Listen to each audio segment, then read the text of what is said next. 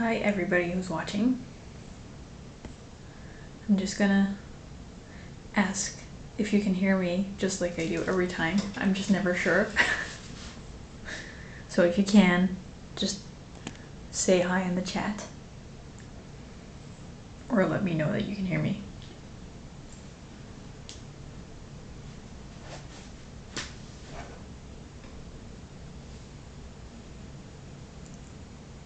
Hey, great. Thanks for letting me know. I see you're new here. Welcome. How did you find the stream?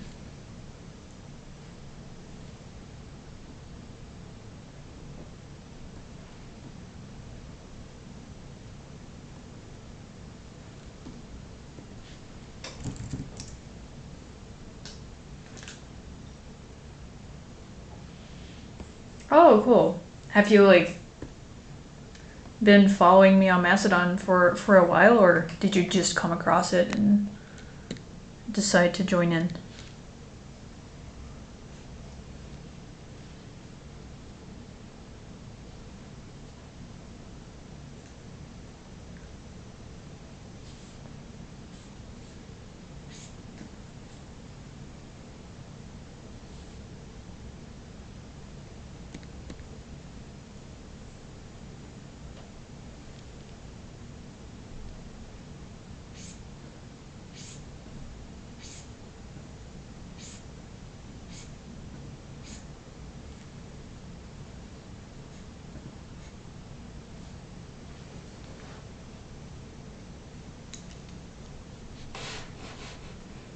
Oh, a month already. Good.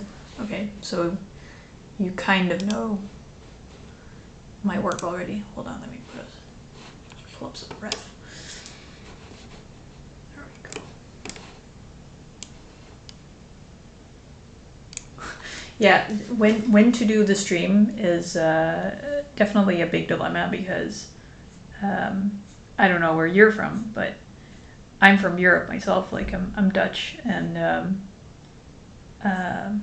I don't really like working past my office hours, just because it impacts my sleep and my restfulness, because my head keeps spinning for too long if I don't wind down on time. But with an audience from the States or whatever, it's always that dilemma of do I stream during working hours? Do I stream during their evening hours? Do I stream during European evening hours, because then they'll be off of work but free to watch, but maybe they'll not be behind a computer. I have no idea what the best thing would be, but I guess that's different for everybody.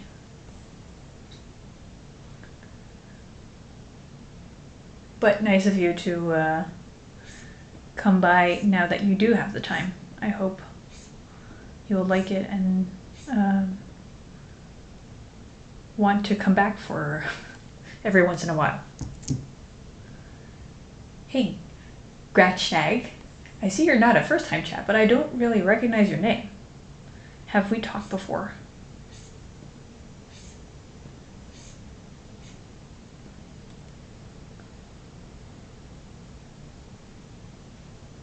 Oh, yeah, so the advert thing,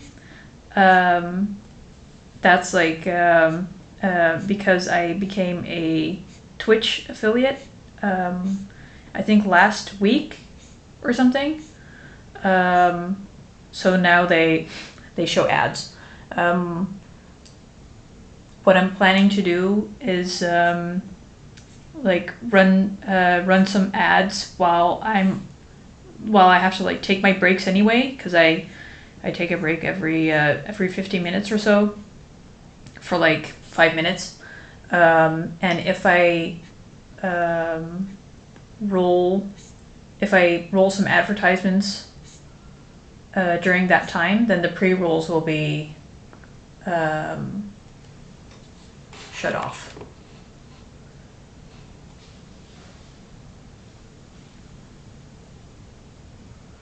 Recognition, let me see.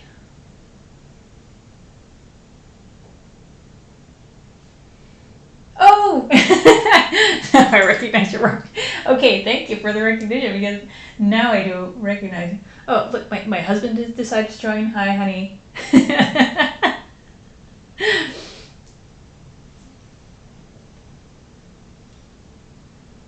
Of course, with I love having out streams during my work day. Yeah, good to hear that. I can imagine that it's like kind of like having a podcast. I personally, when I'm not streaming, I love to watch Critical Role while I'm working on art. Just because, or like I used to listen to podcasts, but I went through them too quickly, so I was like constantly searching for new podcasts to listen to. And with Critical Role, it's just nice that there's like a huge backlog of stuff, and it kind of feels like you're working while there's like friends or colleagues just chatting in the background, which is kind of nice. And I'm guessing that the oh, there we go. I'm guessing that listening to an art stream or something kind of feels like the same.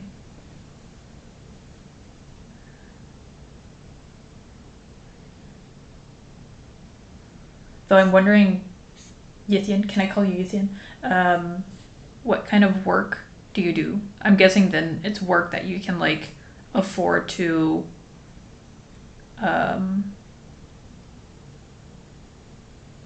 what I'm trying to say is like if people are talking too much, I'm not able to do anything text based.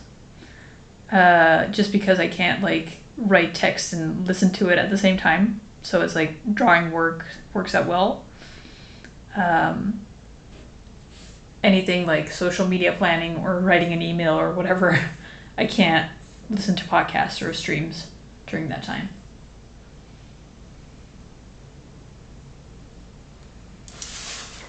All right, great. Good to know I'm calling you the right thing.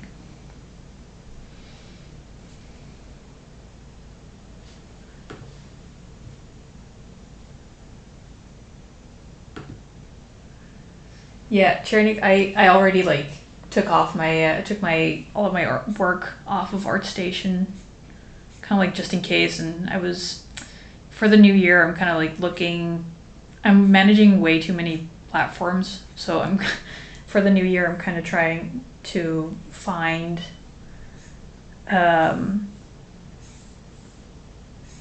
good middle ground between like being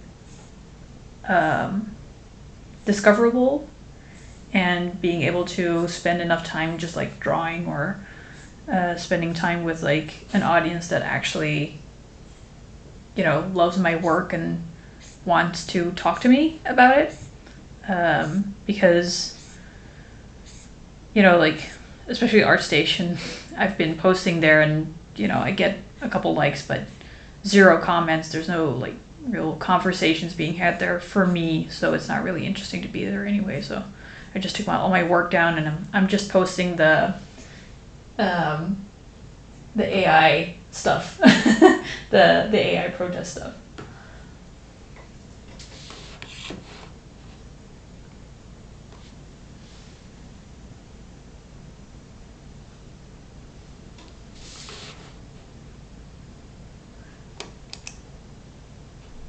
How do I ban this guy?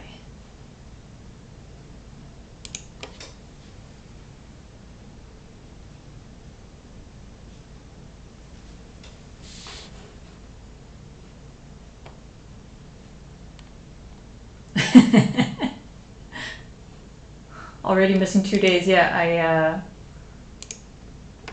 I had the same thing.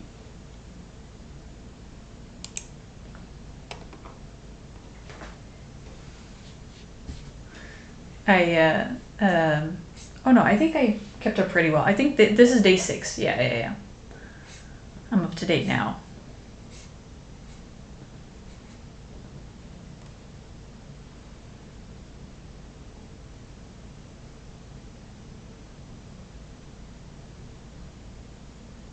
Oh, Yithian, that's really interesting because whenever I code, I just need to like be super concentrated because otherwise I lose my train of thought. So even, you can hear me now, like falling silent as I'm trying to like concentrate on a line. So I can imagine with coding, I'm really impressed with the fact that you'd be able to code and talk in a stream at the same time.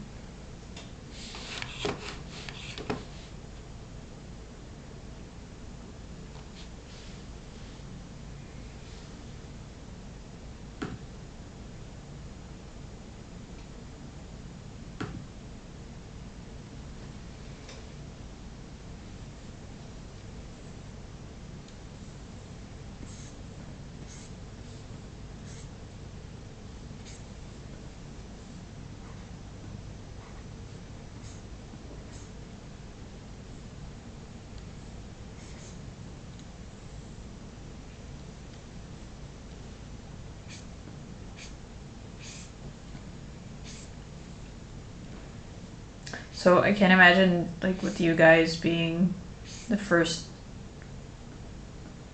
stream that you watch. I don't know if you guys have like seen me talk about the comic before, or if you know about Netherrealms, but just to like give you a quick overview, right now I'm working on the prologue for Netherrealms. So these are neither of these are the main characters. None of these are the main characters. She will come in later. But right now, this guy, Sam, walked in front of a bus. Hold on. There we go. Walked in front of a bus because he was on his phone. Stupid, don't do that. And he gets approached by two obviously otherworldly beings who offer him who offer to fulfill his dying wish, basically, in exchange for the use of his body for a day. And he manages to negotiate 4 months more of life from these two, but the consequence is that they need to look for 2 more bodies to actually use, because they can't interact with the world aside from like talking to people or stopping and starting time. But as you can see here, physical objects go right through them, and they go right through physical objects.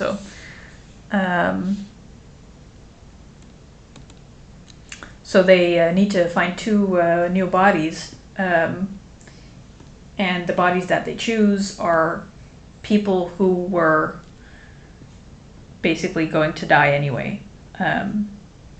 They just like luckily get to make one dying wish to basically get their lives in order before they die. And of course, Sam is kind of baffled by this, does not agree. So they're kind of like arguing about that right now. That's what this scene is about. And I'm just inking before I move on to flatting and shading.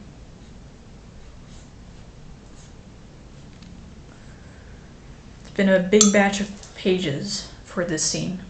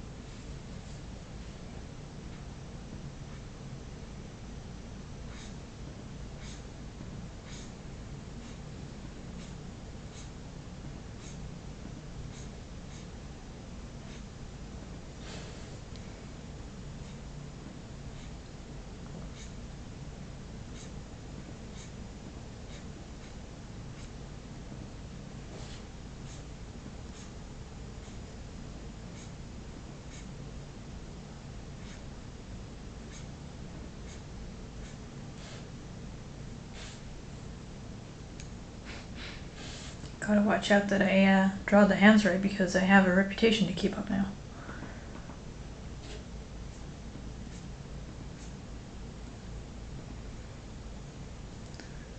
No accidental too many fingers.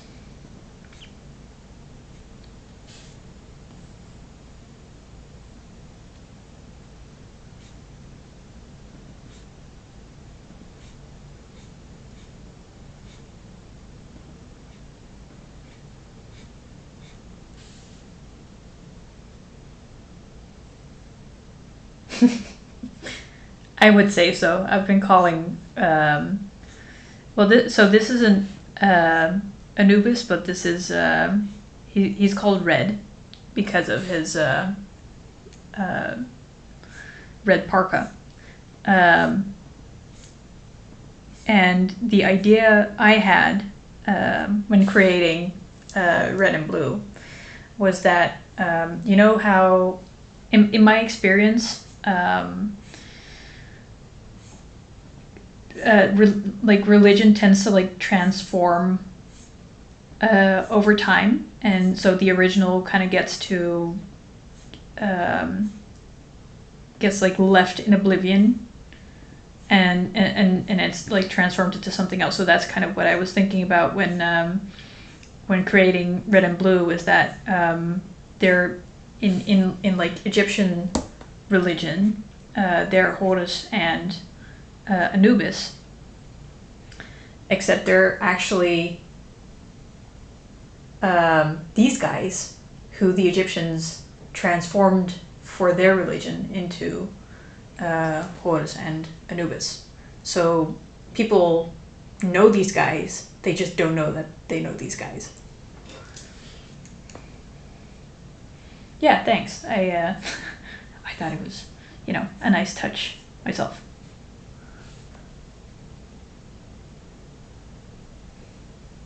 Yeah, right? You really need to make sure you get your fingers right, because otherwise, one finger too many and you might be accused of being a machine.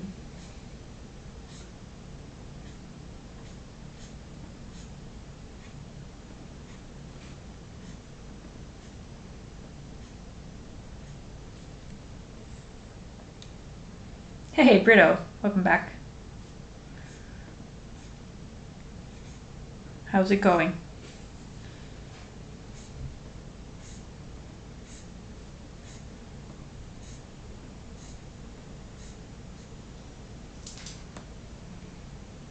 Hey, Nika. How are you?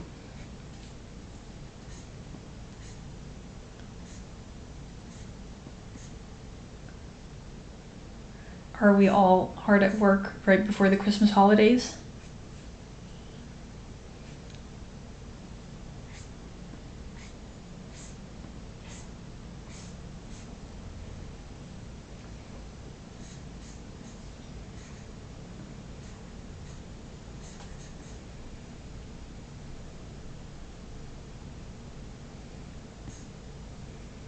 Oh, insurance stuff.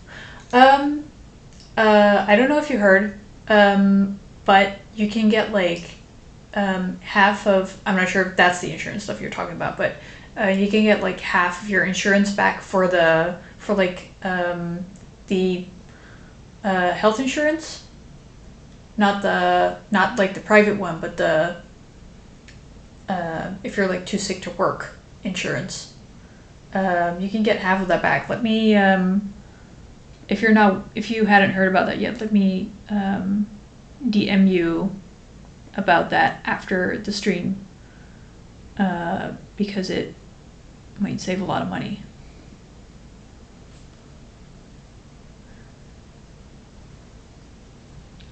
And as for how I am doing pretty good. Kind of like trying to finish up before taking a holiday break for a week or two. Letting my arms rest because I am feeling them. But I still gotta get all my social media stuff organized for these couple weeks.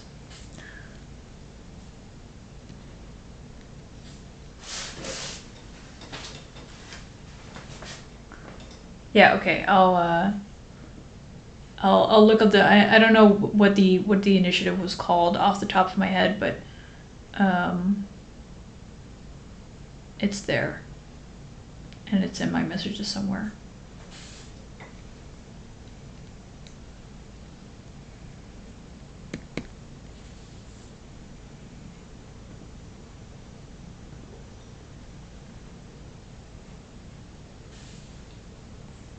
Yeah, no problem. We need all the help we can get.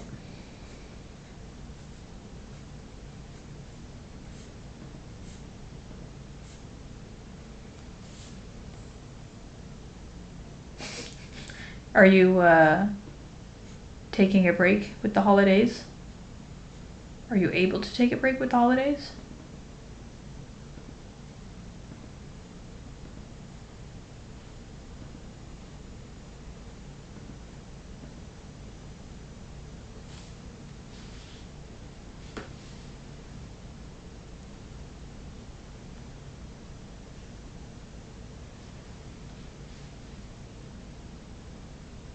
Oh, nice! Going home. Happy to hear that. It will be nice to see family and friends again, I imagine.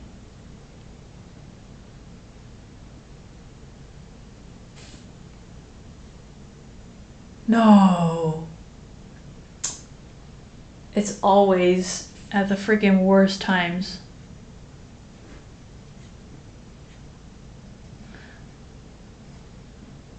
Man, I guess stay away from them for a couple days. Oh man, that sucks.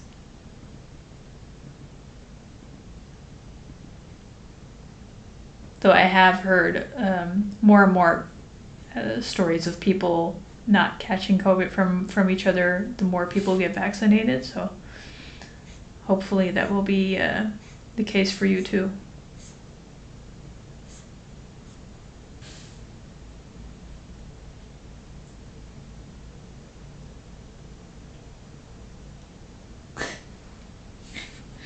I always find it so cool when people know each other in chat. It's like, hi, how are you? Oh, hey.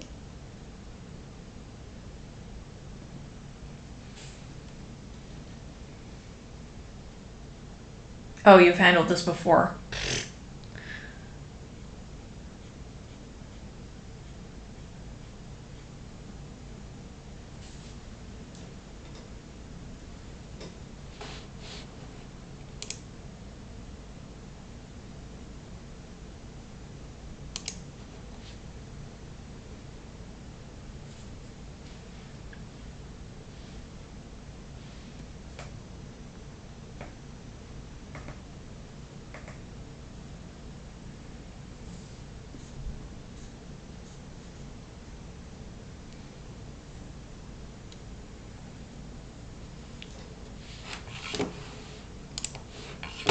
So stressful though. It must add a lot to the stress that you're already feeling with like wanting to wrap up your work and stuff.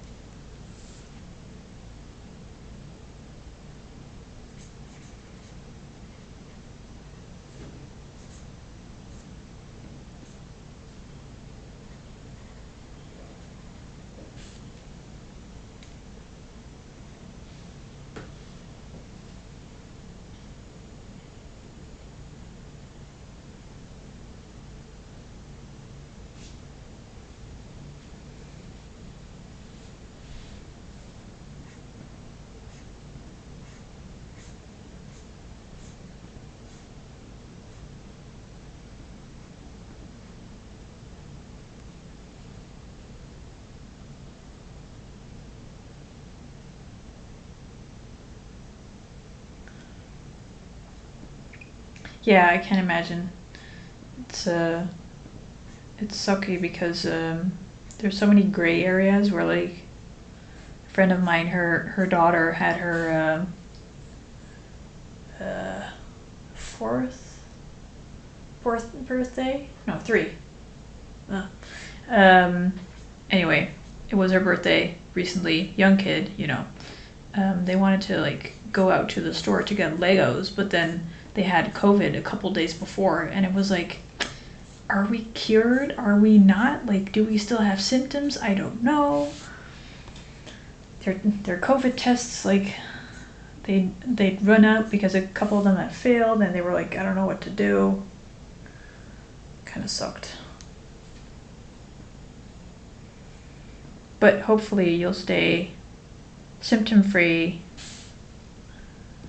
and you won't even have to worry about it.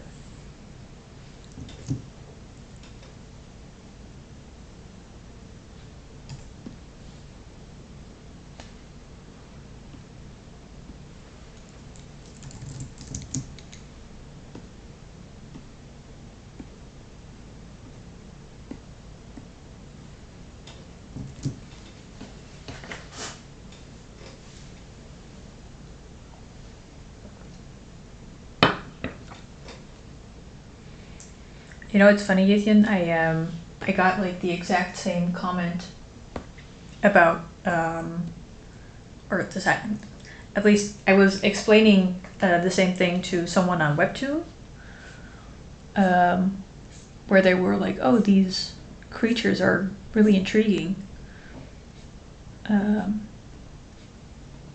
then I was like, "Yeah, they're based on." I don't know, I think they said something about like them looking like Egyptian gods. But I'm not sure anymore now. It's just funny that I'm basically saying the same thing twice in a day.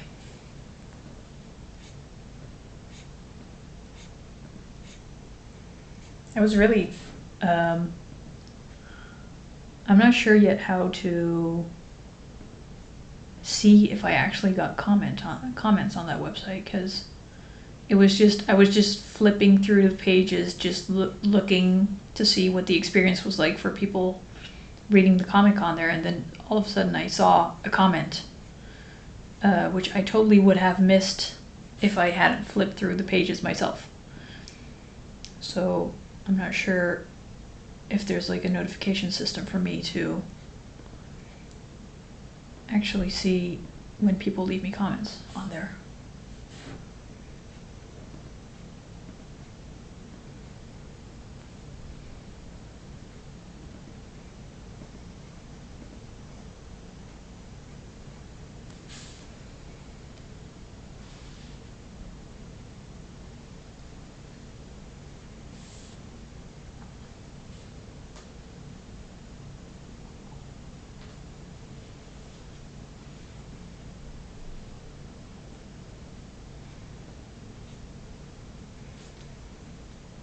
Yeah, weird, right? I mean, maybe they do have something set up, and I'm just like missing it.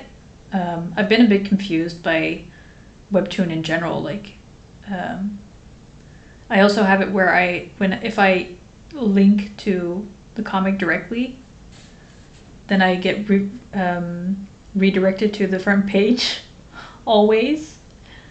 And I have to like click the link again before I actually go to my comic. So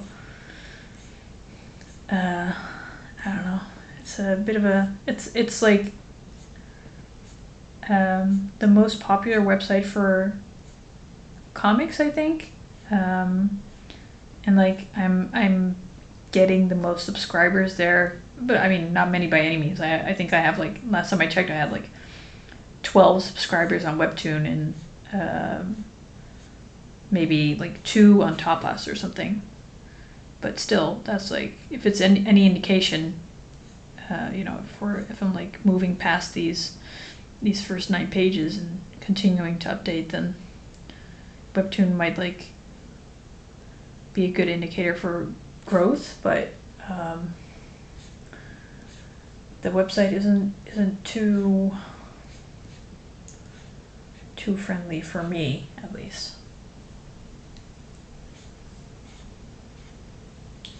But yeah, I absolutely love it when people comment. Like, I mean, a like is nice, of course, and a subscription is too, but that's the thing that like really pleasantly surprised me about streaming is that people in general are really friendly and engaged and like just open to actually have a chat instead of just dropping a like and walking on. So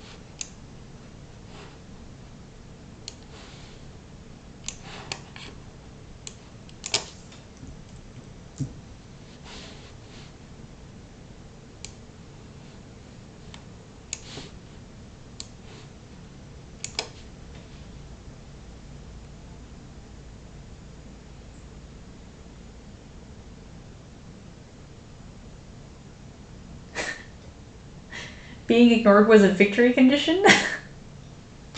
Hold on, what does that mean?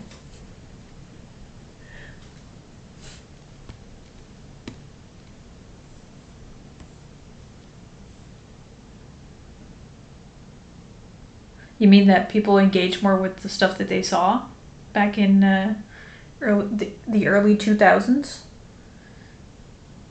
Because, well, I mean, thinking back to my DeviantArt days, I feel like I definitely was able to get a lot more engagement and just like make friends with people kind of like on the same level compared to what I think I would get at the same level of drawing now on like Twitter. I'd probably go nowhere on Twitter if I posted the same work that I did on DeviantArt. When was that? Like 15, 20 years ago now. Oh, right. You're not making the early 2000s sound like a very friendly place.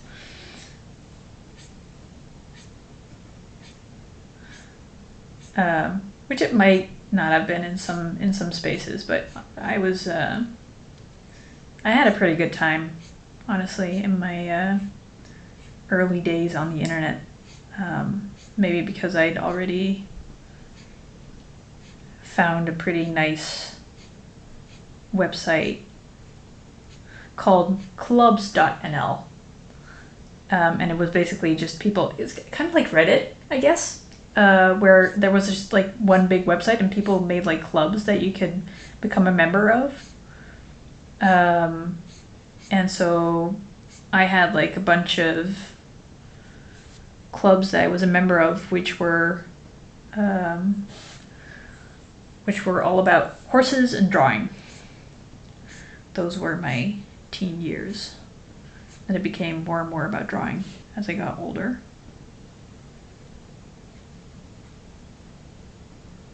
But it was pretty sheltered, I guess. And then, I did start to venture out with deviant art or whatever.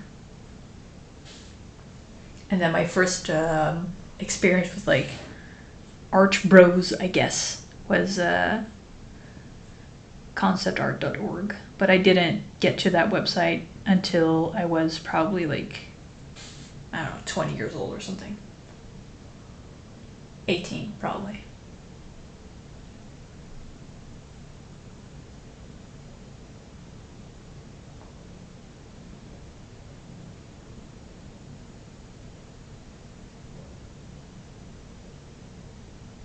Yeah, exactly. Some response is nice, but going viral always brings the trolls. I've had a couple trolls, especially with like engaging a bit more in the AI conversation on Twitter and on Reddit, or like people just being like mean, kind of. So far, I've kind of been able to just let it slide and put it beside me, but that's also because it was never really like a personal attack, like, oh, your art sucks or whatever. It was always like, yeah, but artists don't deserve whatever, like artists in general, which is easier to not take personal, I guess.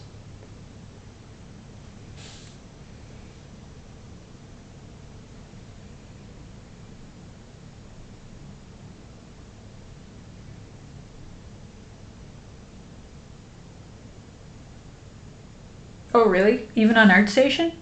I never, I, I never did get any interaction on ArtStation. Maybe that's my luck.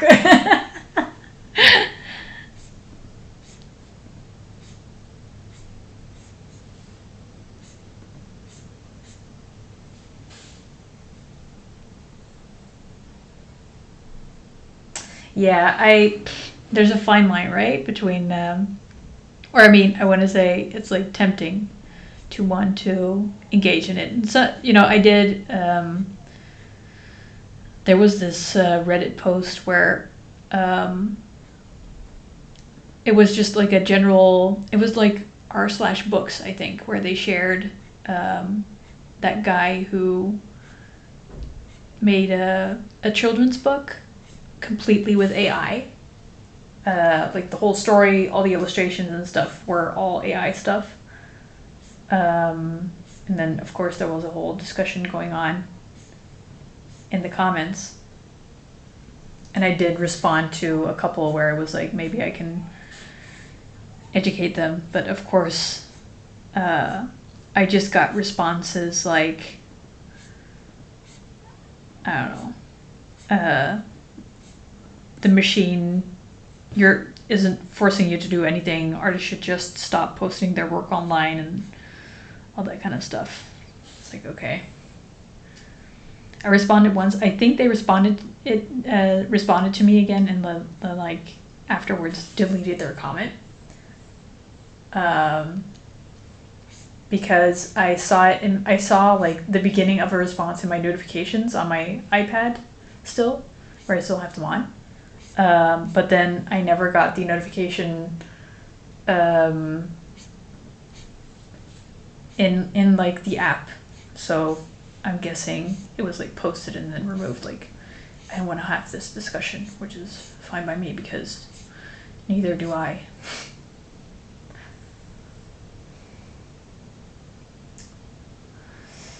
I mean, yeah. Stop making art. I would say a lot of artists, I think a lot of artists wouldn't ever stop making art, just because there's like, I sometimes have it on vacation where I just see something and it's really like beautiful and inspiring, and it's not like, I don't really want to snap, I mean, I also want to snap a picture, but sometimes I also just want to draw it.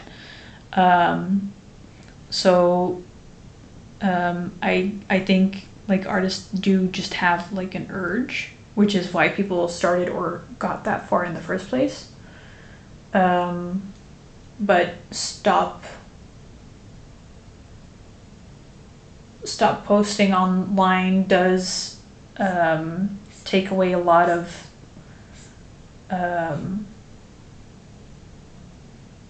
what's it called, outreach, like it takes away a lot of opportunities for like outreach, finding your audience, finding a wider audience, especially for people who are not a part of that like top 1%. Because, you know, at a certain point, I do feel like your art just gets kind of shared around anyway. Though I should be careful saying that, because I'm sure that once you actually, I used to think like, okay, once you have 10K followers, you've made it, you can monetize anything. Obviously that's not true. So let me be careful in saying like, at some point your art shares itself. But, you know, if you do like have a certain kind of reputation, then people start recommending you like, oh yeah, that girl does, I don't know, fantasy book covers, whatever.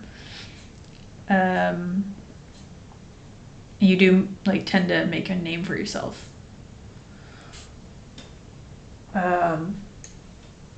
And there are a lot of people who have successful careers offline, in the sense that they rely on their network and word of mouth to get new jobs, instead of like promoting on social media. But from my understanding, that would mostly be like freelance work for clients, and not so much your own stuff. But, you know, you can also share it in like closed spaces where you invite people to, which is why I'm still advocating for email lists. Nika will think, oh, there's that broken record again.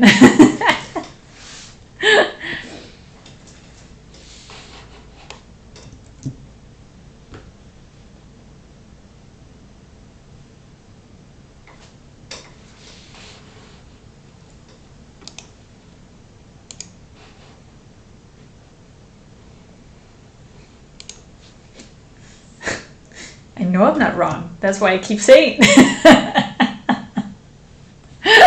No, I'm kidding. But yeah, I do see a lot of potential in the sense that, so with nice example. Twitter used to have Review, which was like the email list that was bought by Twitter, I think, or like a spin-off of Twitter or whatever. I set one up just thinking like, because the nice thing about Review was that you got like this banner on top of your profile, on top of your Twitter profile, asking you to sign up for the newsletter. So I was like, okay, maybe I can use that to funnel into my Substack newsletter, just because there's like an actual banner there that I can use. 2 days later, Review gets canned.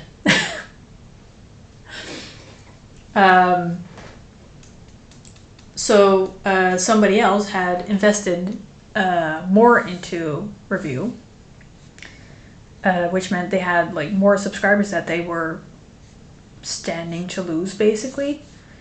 So I got an email from them, because I had subscribed to their email list, saying like, hey, I hope to see you on other platforms. Sorry to see you all go, or whatever. And so I DM'd her, like, saying like, hey, why don't you just take that email list that you have and put it on Substack or MailerLite or any other email service, and you can just keep emailing. Which is what she did. So, you know, she still had her audience left, even though Review decided to shut down. And to me, that is like really the power of email lists, especially when, you know, keeping in contact is so important or valuable. Where you and it's, you know, it's so relatively painless to be able to just take some people's emails and be able to say like, okay, I'm going to email you through Substack from now on, instead of the other email thing that just shut down.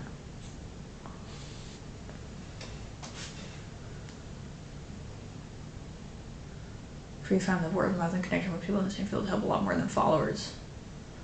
More stable at the very least.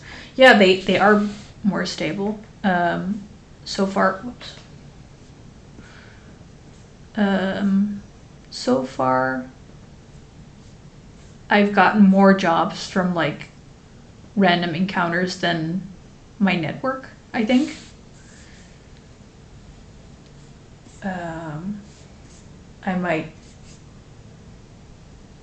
I might recant that later. But yeah, I've had a few instances where people were like, oh yeah, I was already following you on Reddit or whatever, or they just found me through the portfolio day tag. So far, the internet has been pretty good to me. Though I do really enjoy, you know, like people talking on the stream or just having friends in the Discord, like having actual meaningful conversations.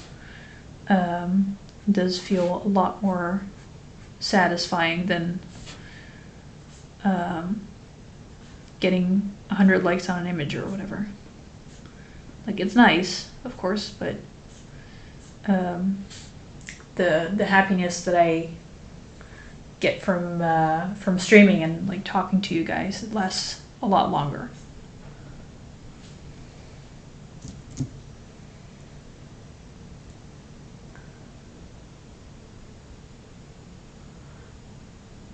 Yeah, exactly. And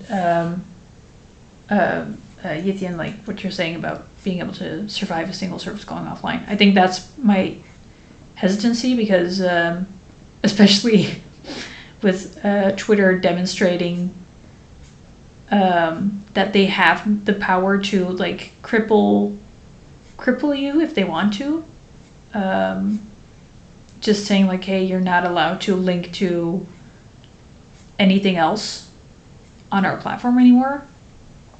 It's like even more of a wake-up call to me. And it's died down again, but I'm honestly planning on not letting up on getting people to subscribe to my email list, just because I thought it was like over before, and then something new happened, you know, something that I had never imagined that they would try limiting links, or would try banning links to websites. And then, you know, it suddenly happened. So I'm kind of like, well, they'll never try whatever. And I'm kind of like, I'm not so sure anymore.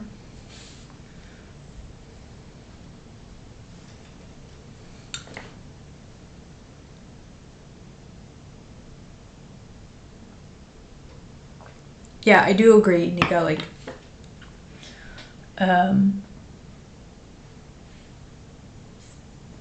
I was saying it to someone, I don't know, last week or something, where I felt like, you know, people say, oh, you need to network or whatever, and then a lot of people say like, how do you network?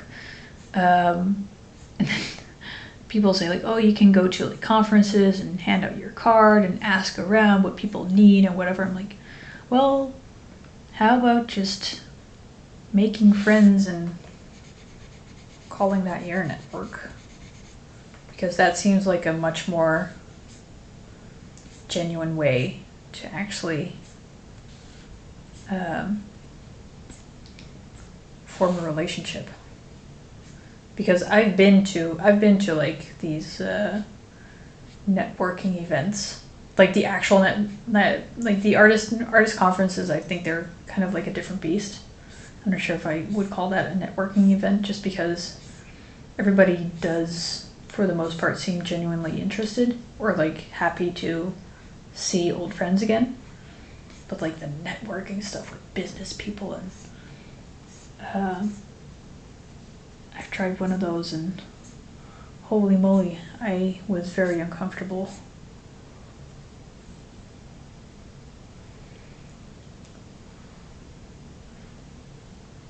Yeah, exactly. Like I guess that also helps because you're not recommending people that you don't know. I guess um, you actually know what these people can do, what their strengths are, what their weak points maybe are, and then like make a genuine recommendation instead of something that they think they want to hear.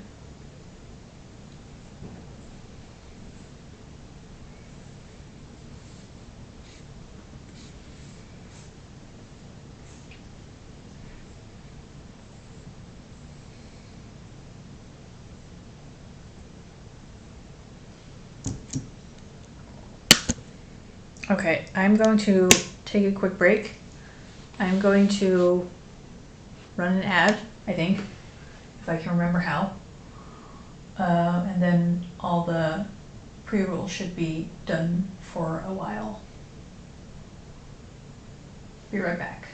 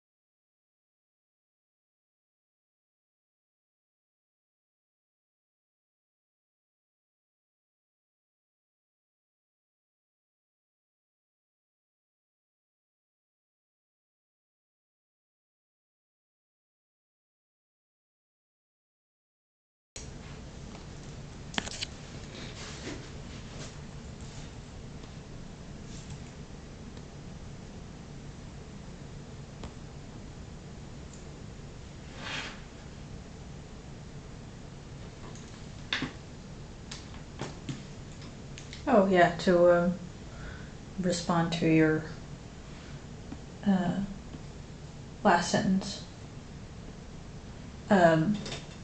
It is a fun experience. Like, I wouldn't be able to do it if it weren't fun, honestly. Because being social does take a lot out of me. But it is fun and rewarding and inspiring. But I do need to kind of like recuperate from it after I've done a lot of socializing. So if it weren't fun, I wouldn't be able to keep it up.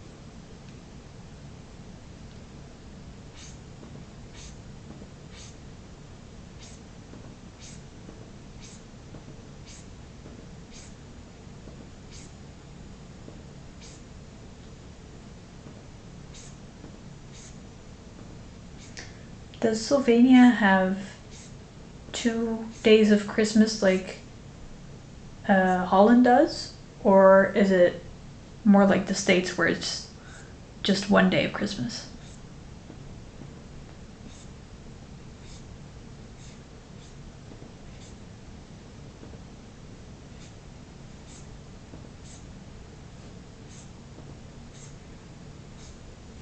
Also, yes, people from the States, we get two days of Christmas and Christmas Eve.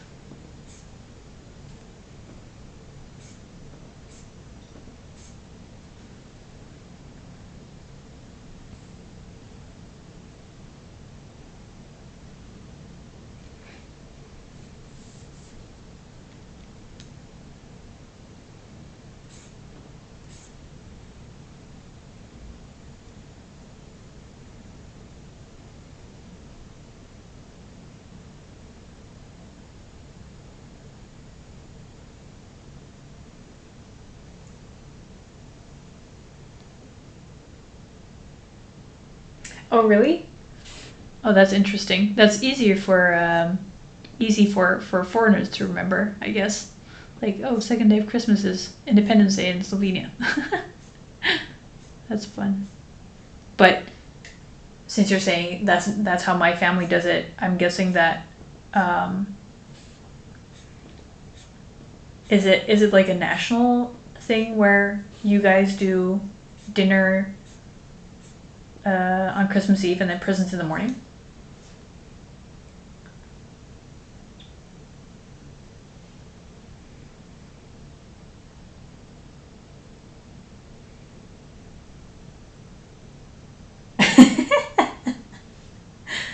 Yeah, I used to want to. We used to. My husband and I. We really used to want to move to the States when we were younger. Just to like pursue the cool careers at Disney or Lucasfilm or whatever.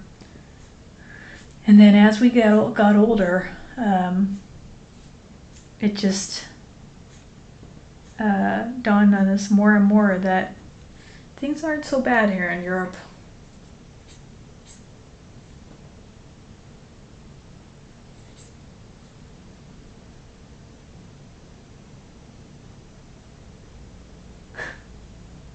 Yeah, the thing that the States have going for it, in my opinion, is like there is a lot of possibility for like quick innovation because there's less regulation.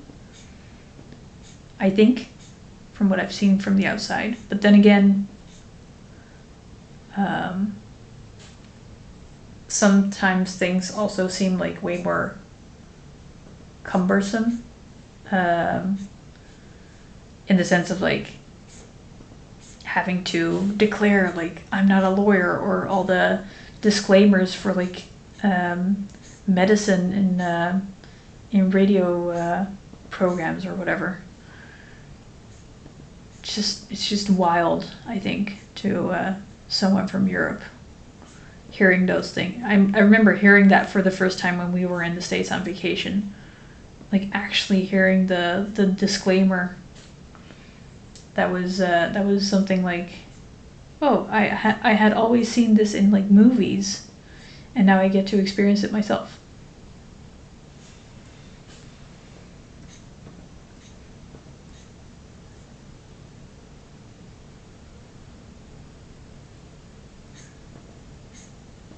But we have really loved our trips to the States, to be honest. They have always been amazing trips.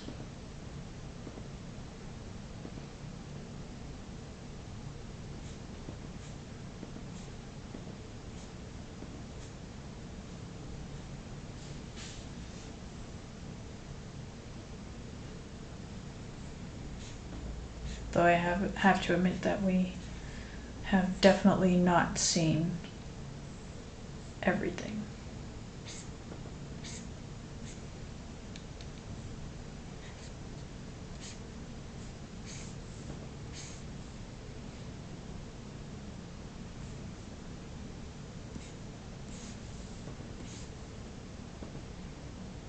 Also, welcome back, Rick.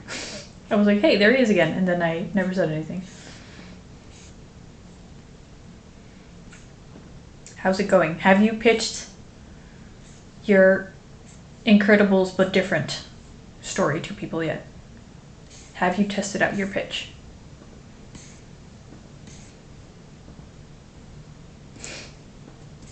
Good morning. Good afternoon. Good almost evening.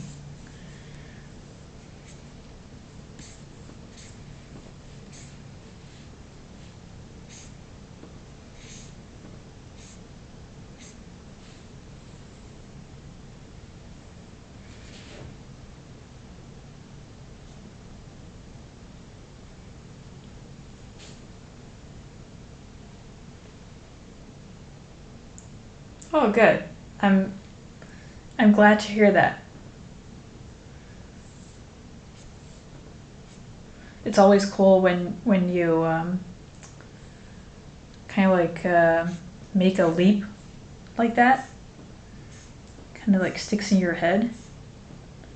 I feel like I've had several of those in the past couple weeks, with everybody offering their advice and being helpful, and me also looking back. Like my latest one was looking back from, at these inked pages, and then going back to the first page and looking at the inks on this. It just it baffles me how quickly the progression has been. And I'm really happy to see it going that way.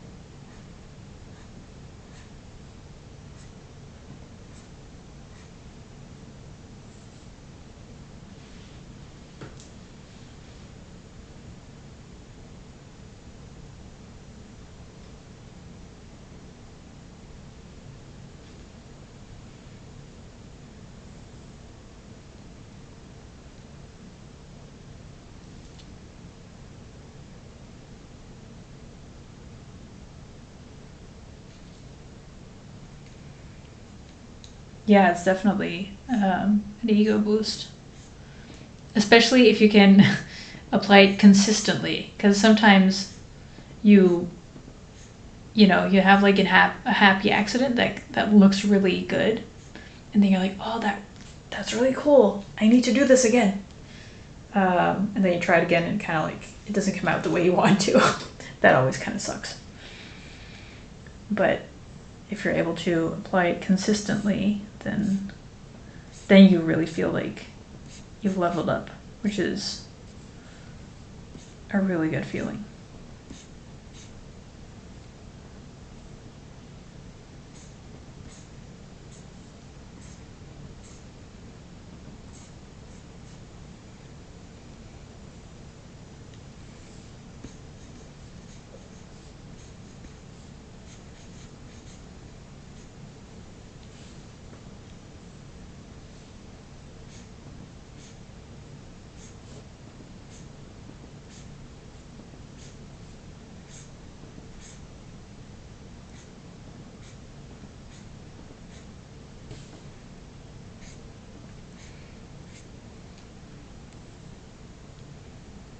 I've actually been thinking a lot about like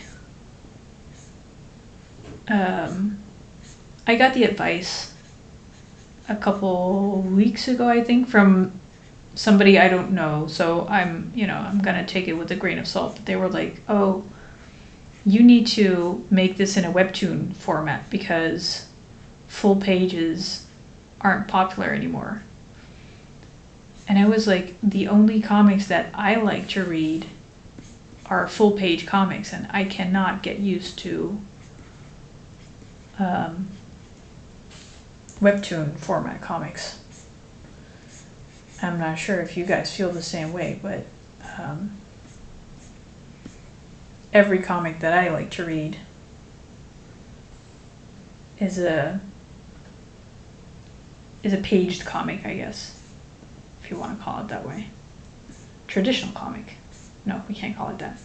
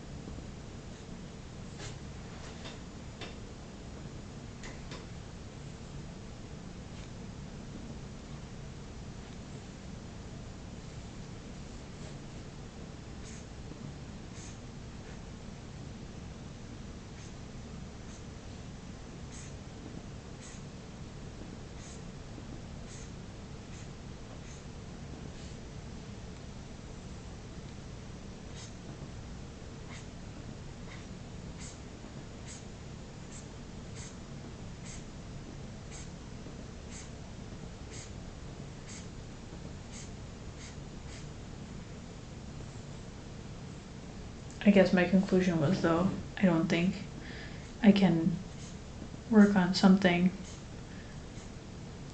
I don't even understand.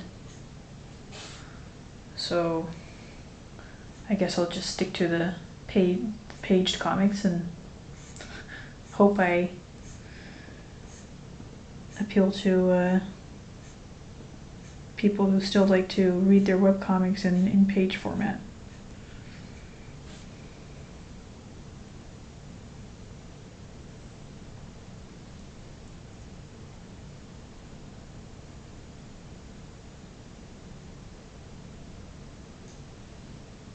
Oh, 3-panel. You mean like the Calvin and Hobbes stuff?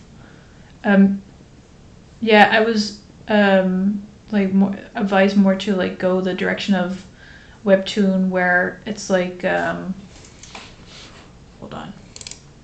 A really famous example is Lore Olympus.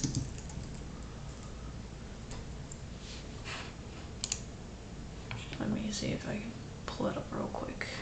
No, not on Amazon. Webtoon. There we go to Webtoon.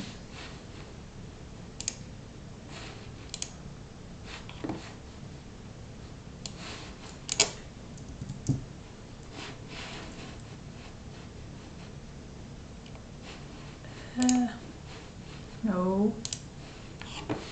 There we go.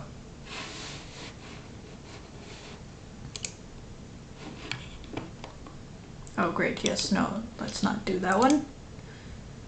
There we go. So it's really elongated, single panels, and you basically like read vertically instead of like on a page format.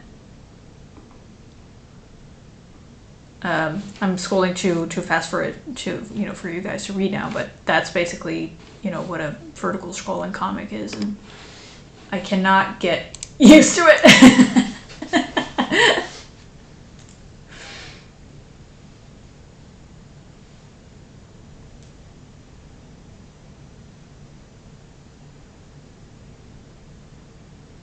As long as the fact I'm using have a tablet for a full comic, like single panels for my phone, so I'm not scrolling around. Yeah, I do get that.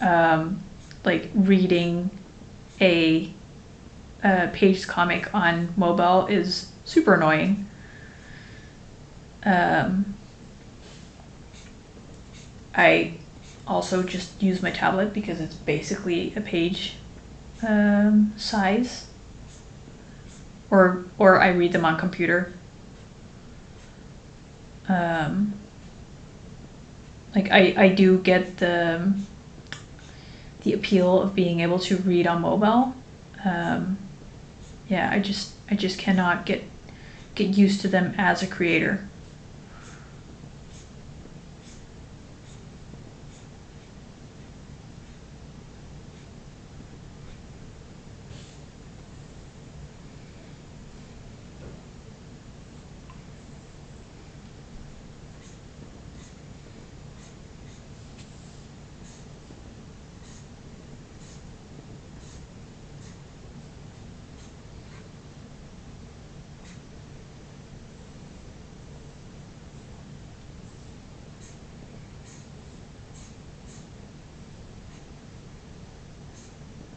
Because I was actually thinking about it, like all the comics I love to read are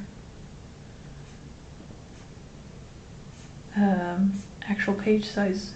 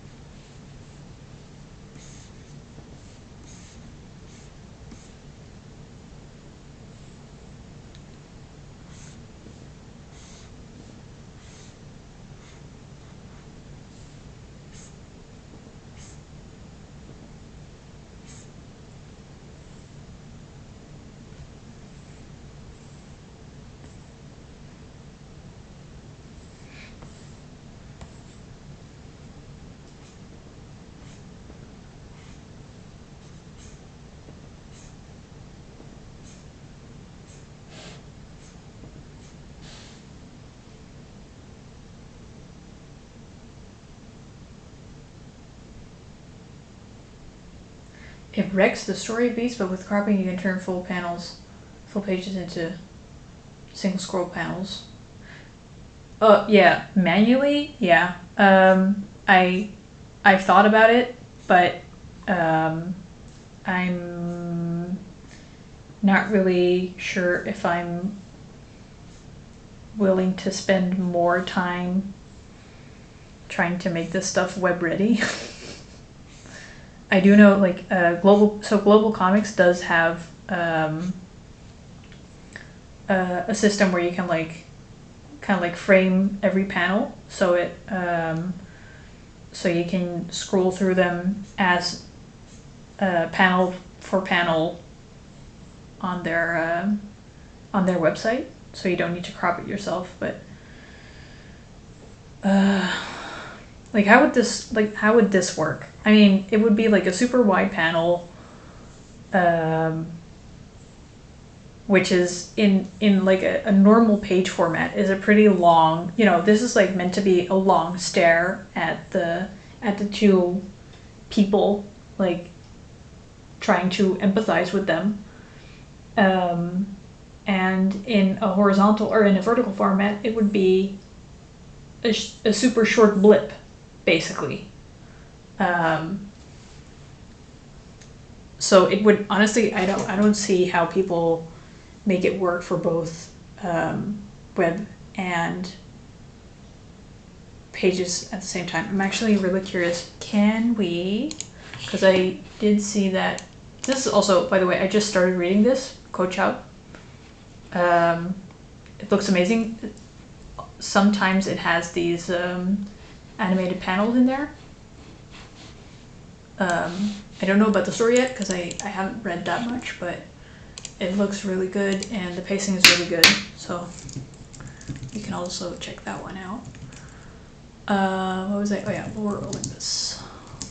Let's see if we can see what they do in their book.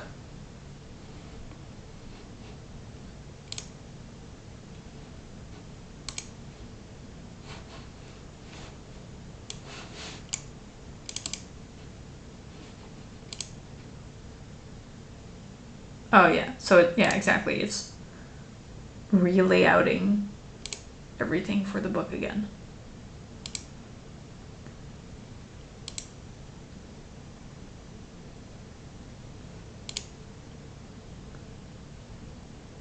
I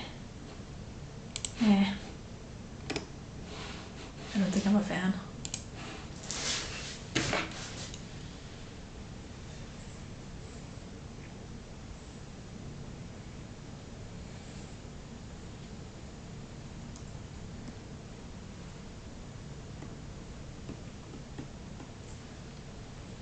I guess I'm also like the kind of in the mindset of I'm okay with not appealing to the widest audience.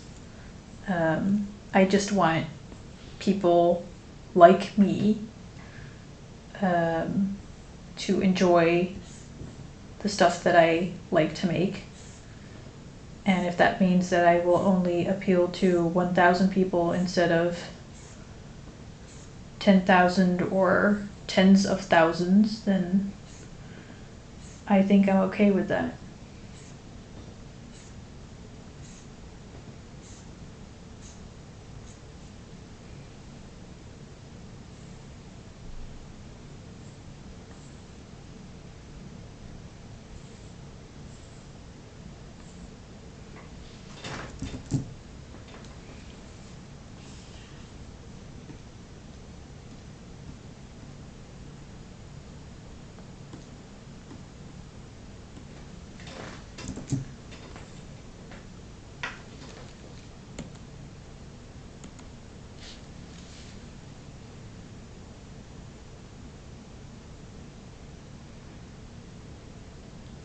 Alright, so what I'd like to do is leave this up to you guys. I can either start inking a new page or I can continue flatting a page. And I'm asking because I've been inking pages on the stream for a while. Maybe you'd like to see something different. Maybe you'd like to see the same thing. I don't mind either way because I need to do both anyway.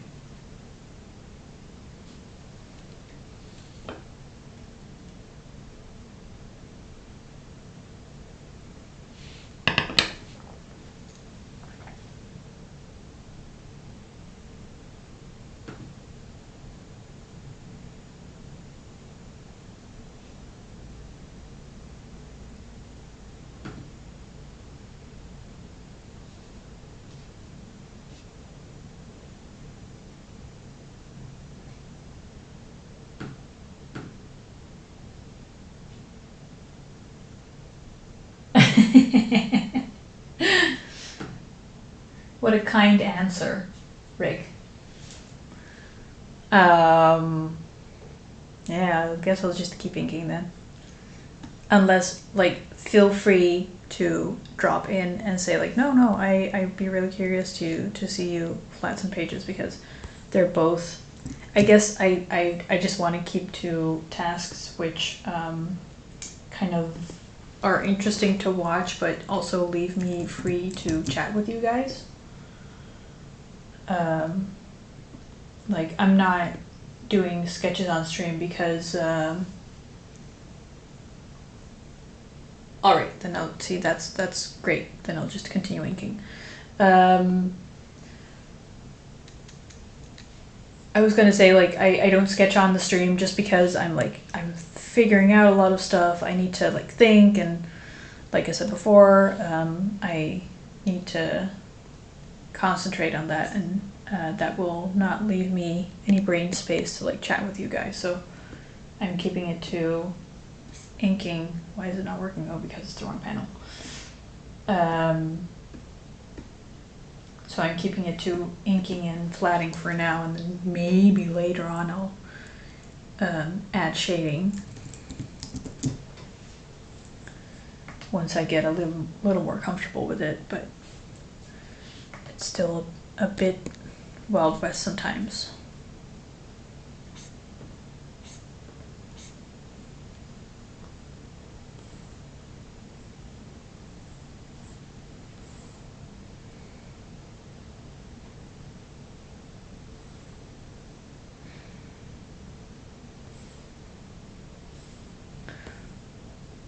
So, Yetian, since you said that you are still figuring out inking yourself, to explain, like, to give you some info, I have like basically two pens that I ink with. One is like, it's the same, it's called Maru. I think it's a variation on the G pen. And I basically have the thin one I basically use for panels like these, where there's like a very zoomed out framing basically, and when it's like more zoomed in where we're focused on like heads, I tend to use the thicker one, because it just gives like a bit more of an opportunity to like put in line weight, and it has the space to put in the line weight. Like, if I think that's the mistake I made on the earlier pages, where I was using a thicker line on panels like these, and then the lines tend to like look really chunky and uncontrolled. So that's why I'm using the thicker one only when there's like room for a more detailed drawing, I guess. Or not a more detailed drawing, but like more focused on a smaller field of view.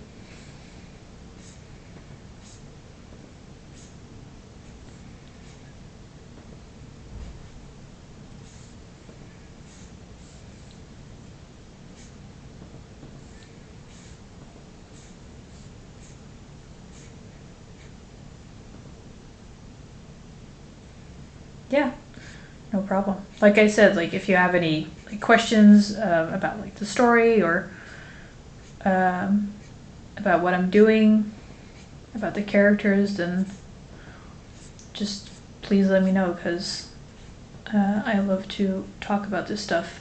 But I always have a hard time.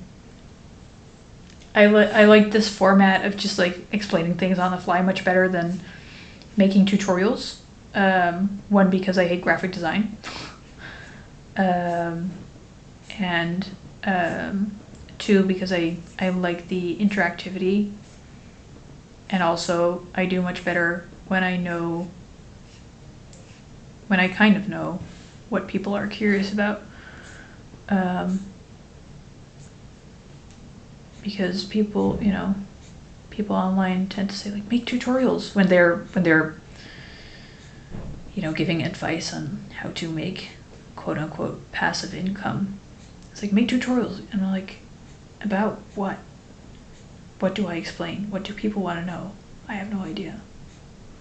I cannot look into people's minds and guess what they want to see out of nothing.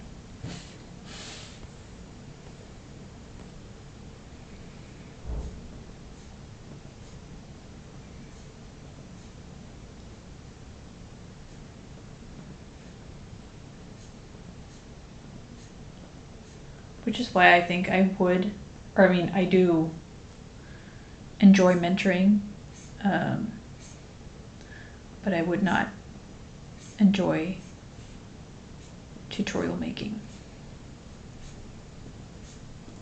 Of course, never say never, but the attempts that I have made have not brought me joy.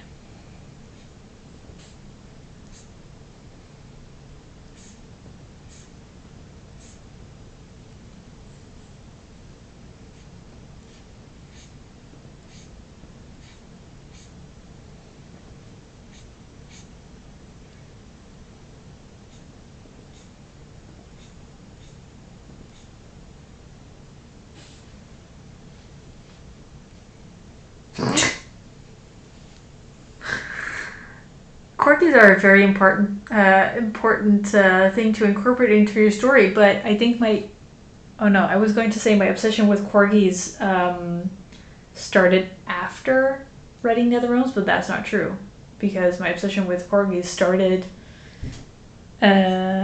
in 2012, I want to say. No, earlier. 2009, probably.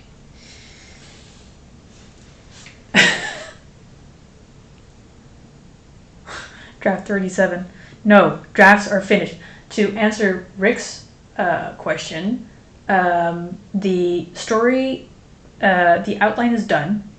I am not going to change anything about it anymore unless I find some kind of extreme error that will totally mess up the story. And as far as how far it's written, let me check. You're 5 for no. Oh my gosh. What did I say? 2009. Ugh.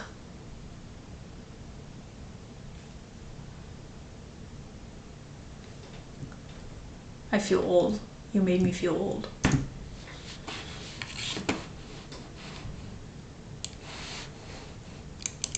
So this is my script. Yeah, this is the written script, which I basically wrote. Oh look, I finished it in 2017. I wrote it kind of like as a comic, or no, a movie script, which is why it's divided into three acts. This is Scrivener, by the way, which is really nice outlining software. No problem, Bruno. This stuff is going to happen more and more to me as I get older, I take it.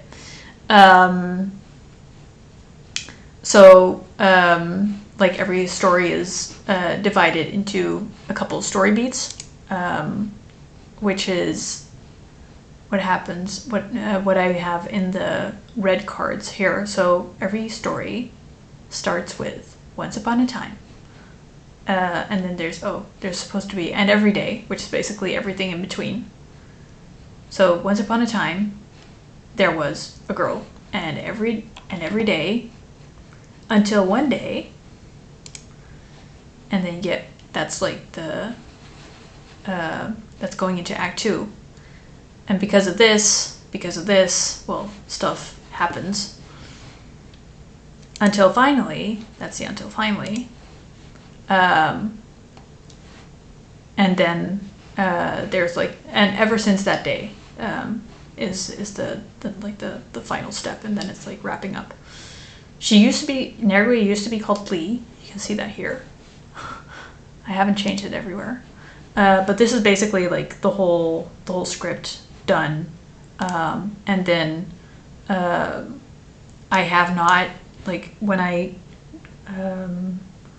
transform it into the comic, I write the script down this way, but in some parts it's like it's still kind of film scripty. Sometimes I even have like an outline of you know, what happens in the scene.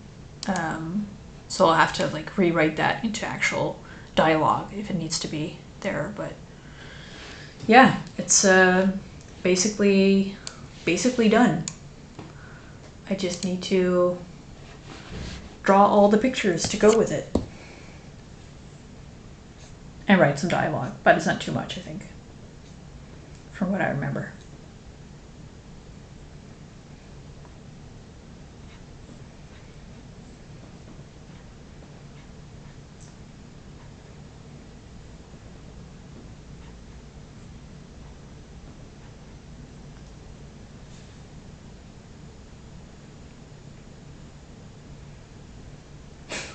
Extreme errors, no corgis.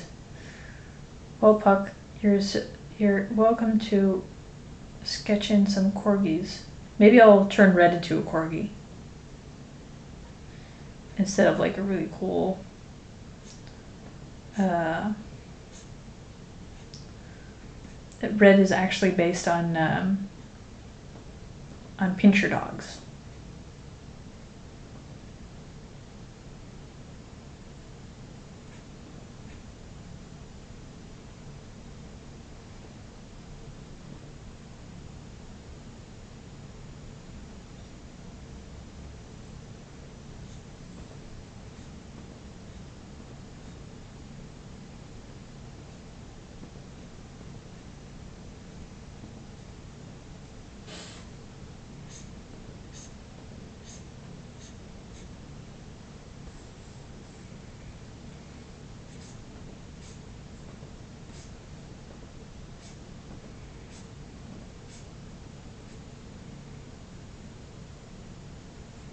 So Rick, you might have figured out by now that we are all extremely jealous of the fact that you used to have a corgi.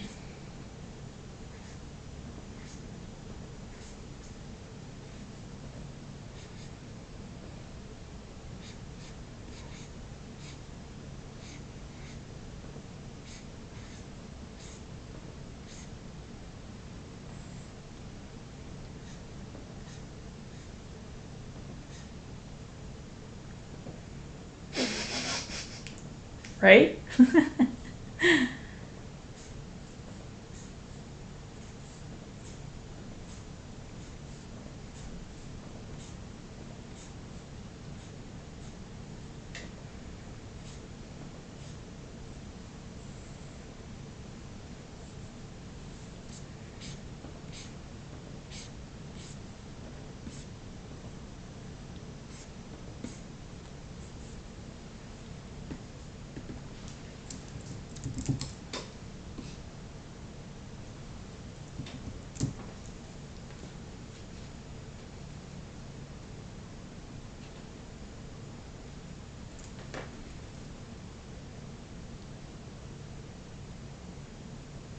The nearest corgi was 200 miles away. Oh man.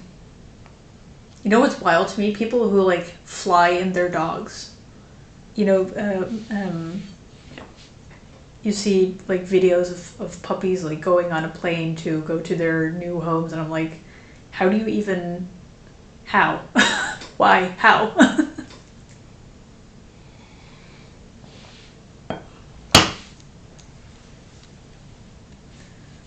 Is the breeder that good that you need a dog from that one? Though, you know, if the only corgi is 200 miles away.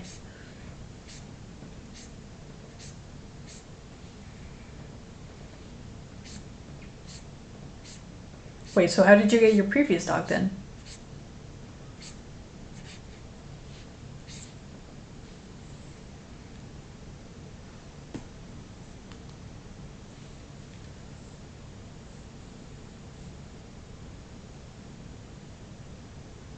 You know what, Rick? That's a great idea. I do know that there's like at least a scene in the supermarket at some point earlier in the earlier in the comic, and or like on the streets, I'm going to have a corgi. And I will have it from multiple angles, so I can have the front, but also show off the corgi butt.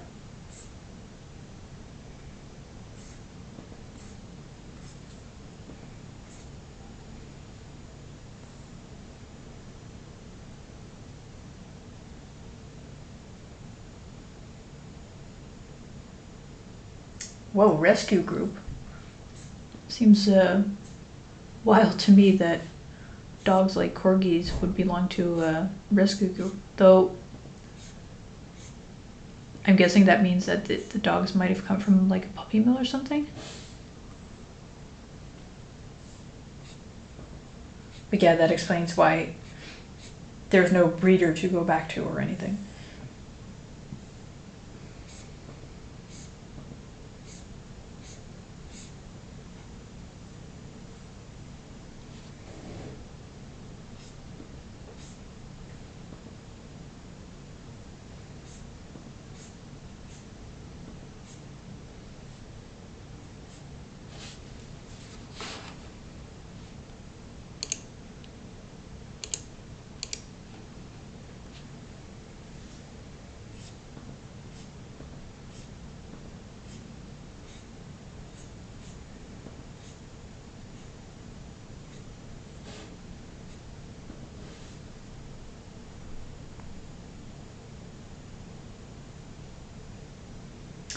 Oh, so it's like a group, like a, what's it called? Yeah, we'll leave it at group. Foundation. I wanted to say foundation. Kind of.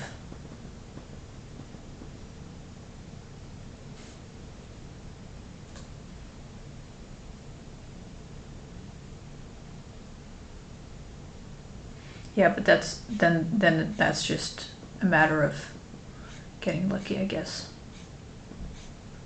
Wait, but oh no, I think last time you said like it probably needs to be a corgi again.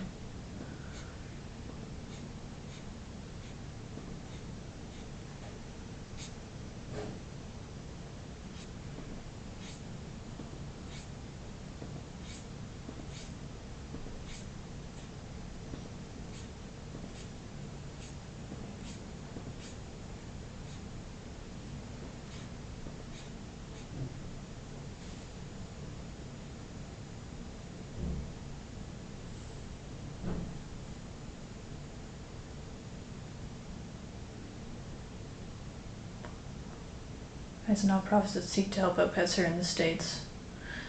Yeah, I mean they're here as well. Like it's not like we don't have pounds, but um, I'm not sure. I don't know. I'm thinking like, what do I do? Is what I'm going to say accurate? That's what I was thinking about. Because a friend of mine, oh, actually, you'll know her. Has she told you yet, though? I'm not sure. Okay, so a friend of mine got 2 cats, and I was like, "Whoa, you got these from like the pound," which basically, I was surprised because a lot of the animals that I had seen, because I've been like I've been getting emails from the pound for a while. I subscribed to them just to see what kinds of animals they have, because I'm kind of like worried that they'll have to be like compatible with kids and stuff. And there seem to be a lot of dogs that have like some kind of issue, that would make them unfit for us as like first-time dog owners. But then my friend said like if you just go there, then a lot of the pets that go there, they get picked up right away and they never even land on a website. So if you want like a nice dog, just go there sometime and see the dogs that they have. But it definitely seems like sheltering dogs and finding them new homes is like more of an issue in the States than here, I think. Look what I did. I gave him 3 fingers instead of 4. We were just talking about this. Oh no. Here I go.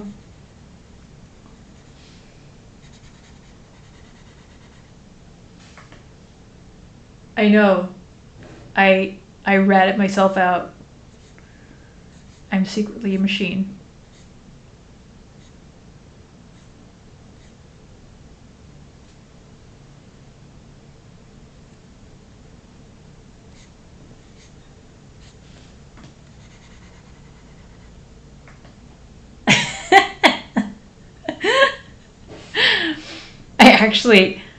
I added a couple times on Twitter this week where I had to stop for a couple seconds and make sure that the image I was liking wasn't AI.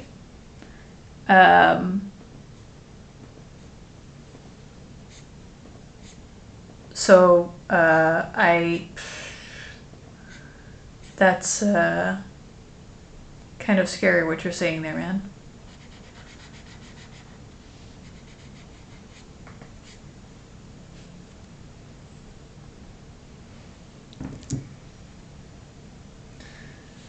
Before long, we'll all be liking images on social media and people will point out to us like, hey, this is AI. You liked an AI image. How dare you?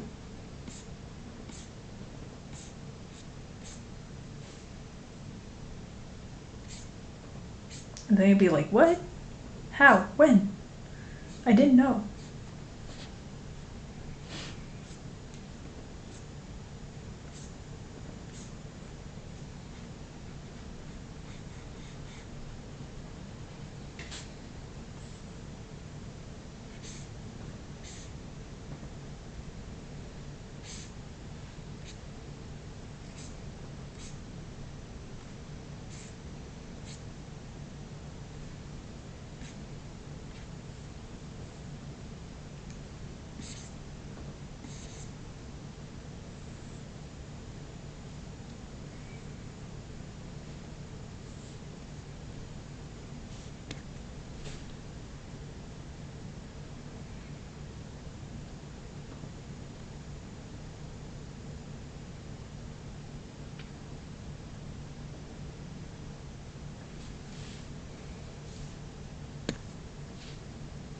Also, Liquify tool, a lifesaver for any quick adjustments that you don't want to redraw.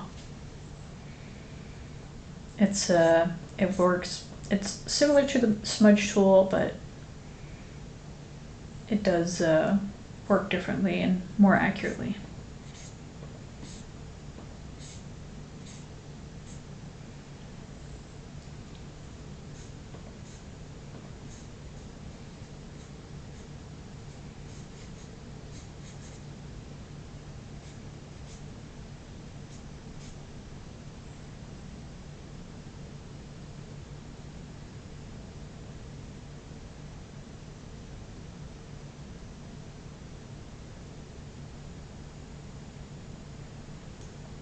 Oh, really, Rick? That's interesting. So it does look like they've been like developing their own style.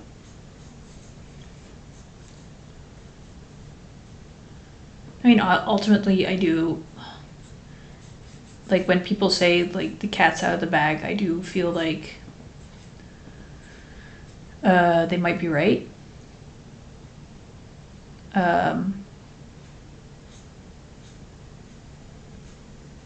It's just that like right now I feel like there are a lot of ethical issues that I just can't stand behind. Like I don't think I'm faulting people for using AI to want to bring their project to life when otherwise they wouldn't have. I'm just honestly, I mean, scared of my own livelihood, but like the whole industry as well. Because like I think I'm not sure if I said it on stream or like on social media, but I honestly believe that a lot of artists will be paywalling and taking their work offline, which means that the AI will have less to work from. Um, in a while from now, which is basically not what they want because it's all based on big data. So it seems kind of like short-sighted.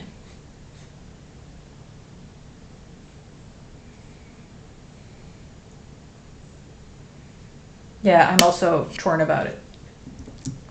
Hold on. I need to go and post some postcards before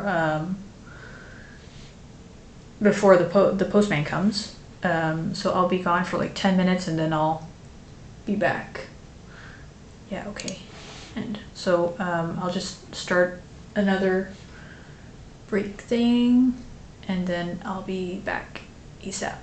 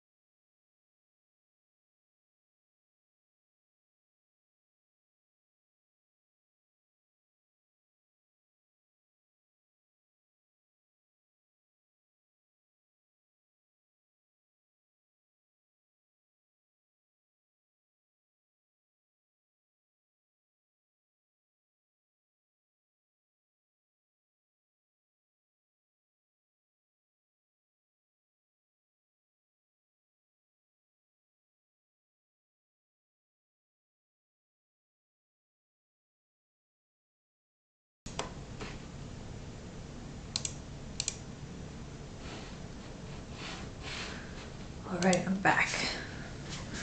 Still a bit winded, but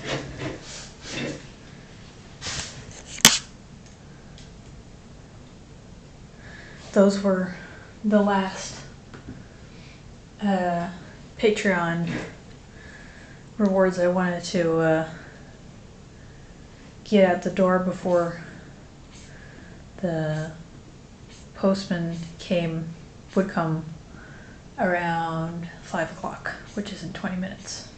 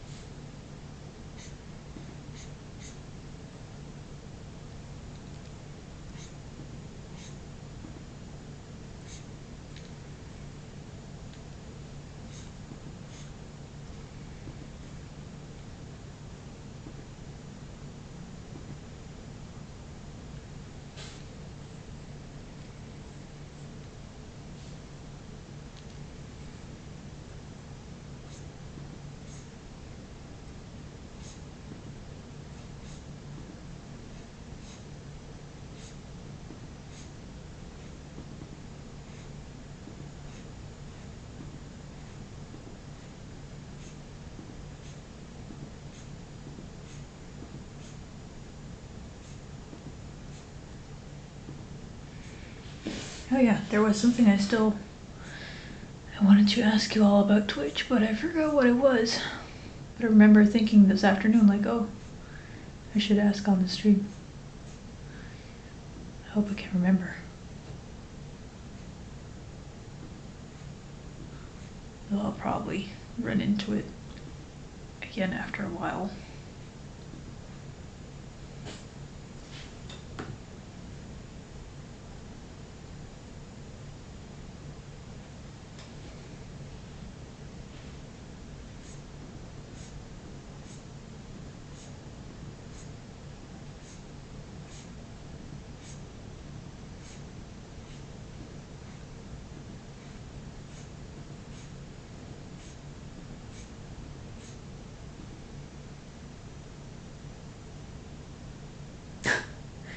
That sounds like a Christmas ad, Rick. I guess Twitch heard us talk about dogs and then decided to serve you, I guess, a relevant ad.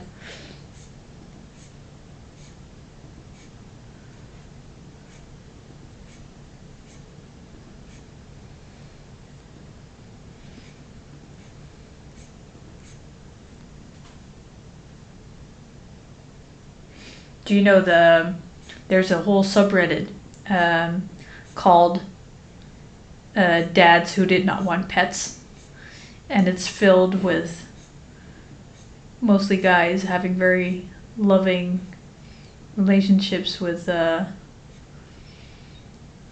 animals they did not want at first. It's a very wholesome sub.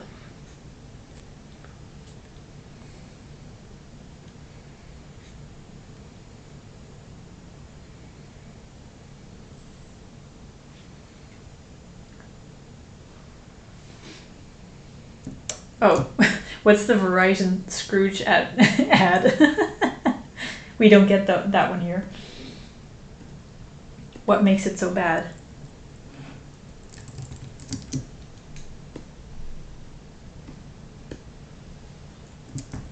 Or have you just seen it too often?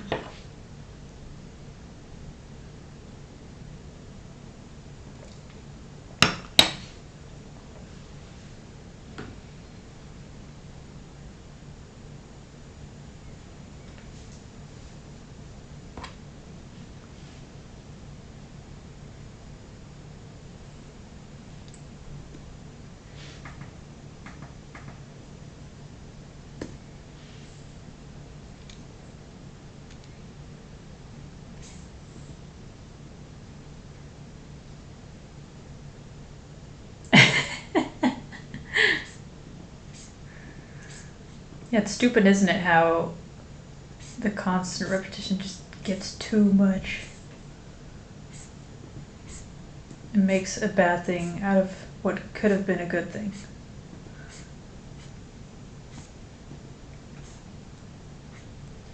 But in terms of like advertising, I was talking to a friend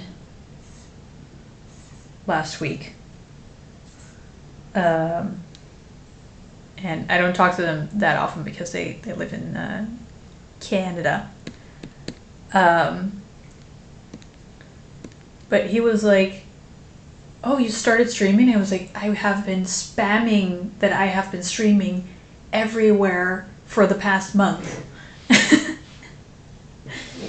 And then, you know, even if you're spamming, if you feel like you're spamming it everywhere for the longest time, even then you will miss people who would be interested in the news if they heard.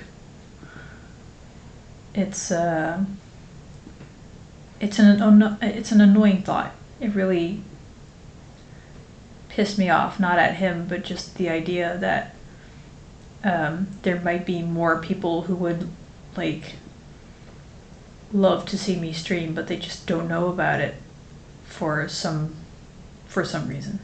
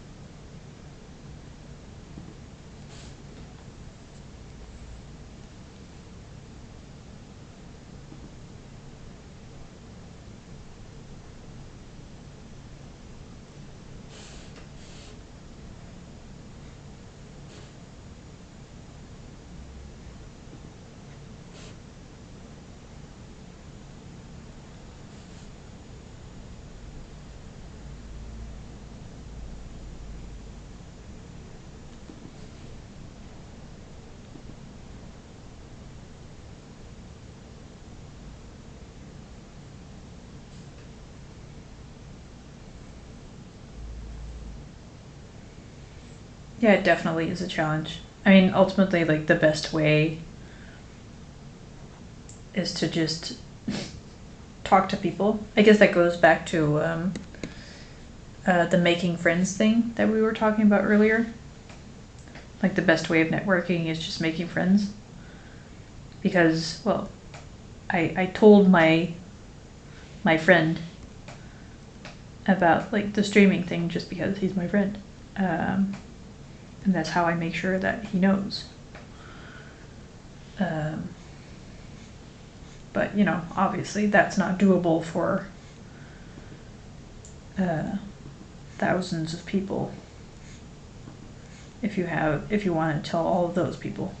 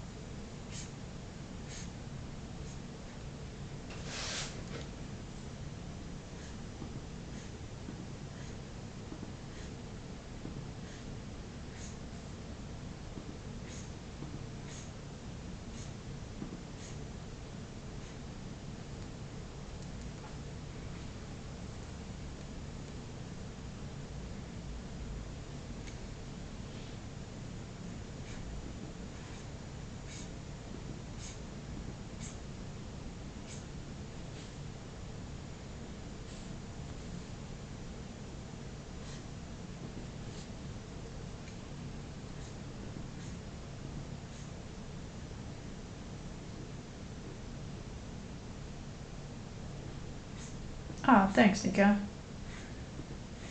I honestly think I've had.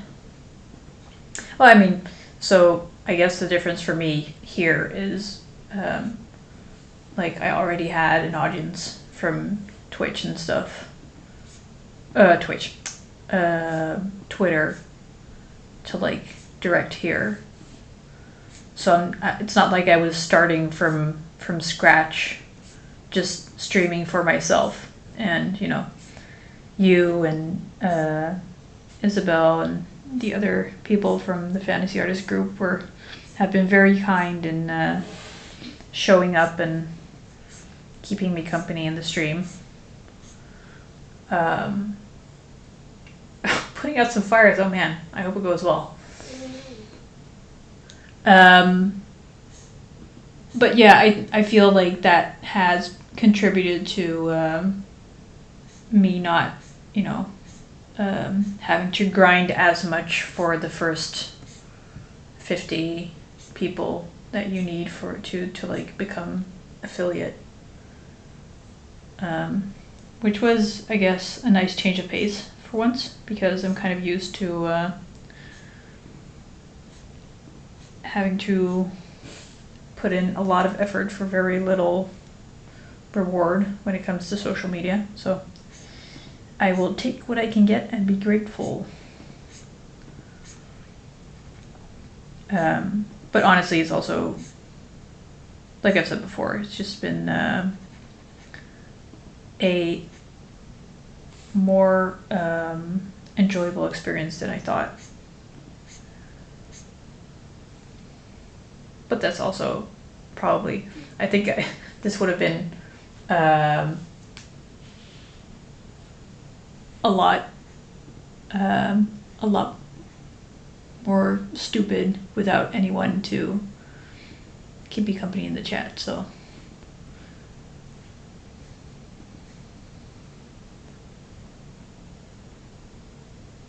I'm glad.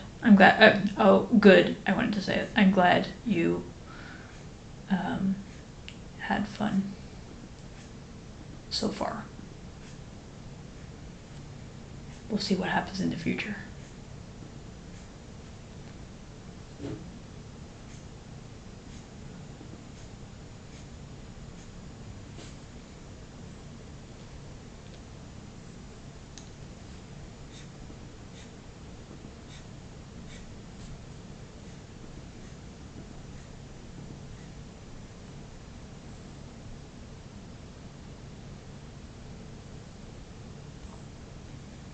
Oh, that's what I wanted to ask. Is there like a thing where you can like just notify certain Discord channels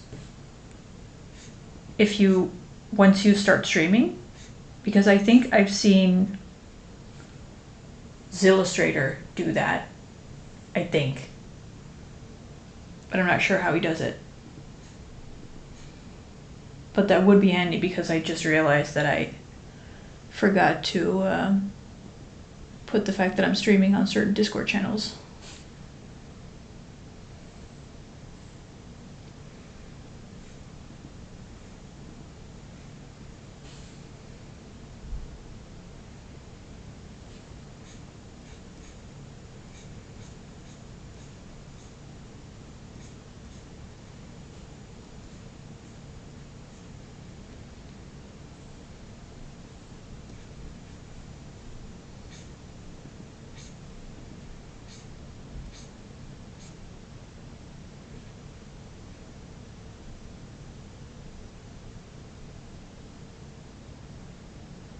You can automate on Discord servers you aren't in charge of. Oh yeah, that's a good point. Huh. Though I'm not sure if he is in charge of, he's not in charge of like the Discord, the Fantasy Artist Discord, right? Maybe I'll just send him a message like, hey, how do you do this? Because it would free up a bit of my time. Every morning I think, oh yeah, must not forget to post everywhere that I'm streaming. Then I'm spending another 15 minutes preparing all the posts.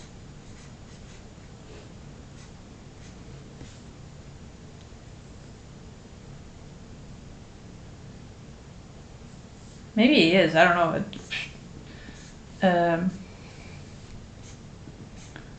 just seems so consistent, I guess. What are we doing? Oh, we're charging headphones, okay.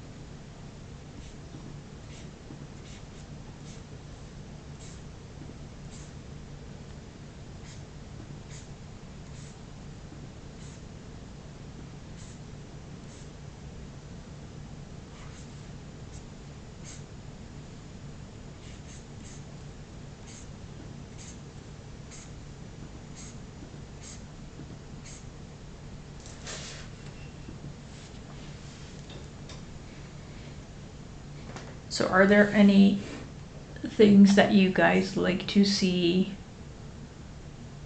on screen, or think that would be like a good idea for me to add? Like I've seen people talk about adding, I think you all suggested adding like the number of viewers or something, or the number of followers in the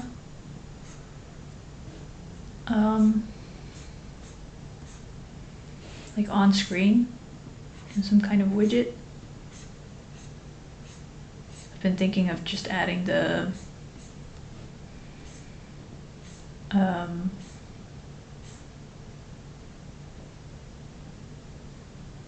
what's it called? Look at me blanking out. Oh, the Spotify song list. Or not the whole list, but like what's playing. Because people seem to like the music.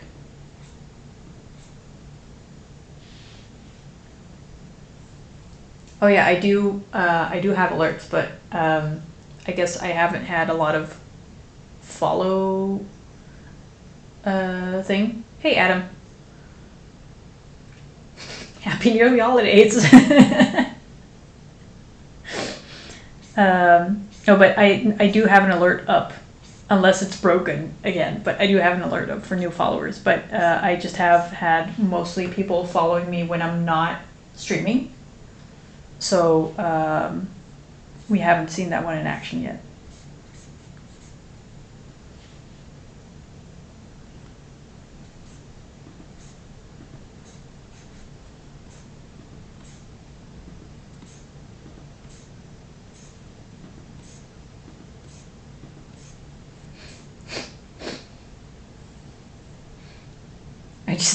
I just had a vision of like adding a widget so everybody gets like retroactively welcomed as a follower when I start the stream. That would be chaos. I'm like, hello, hello, hello.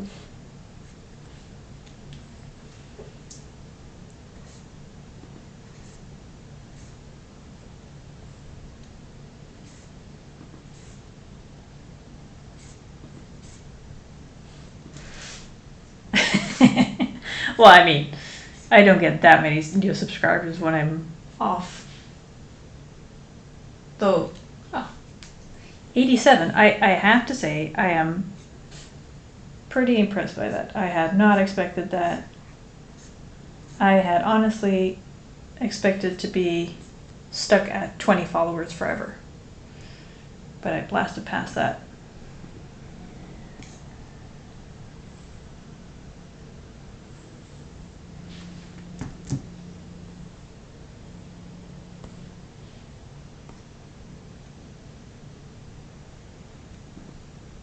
Oh, really? How many are you at right now, out of curiosity?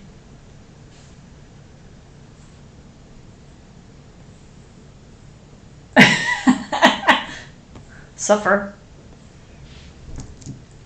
Really? Artist suffering, Adam?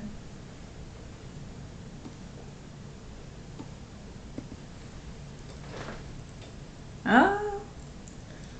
Yep. Then you blew way past 20.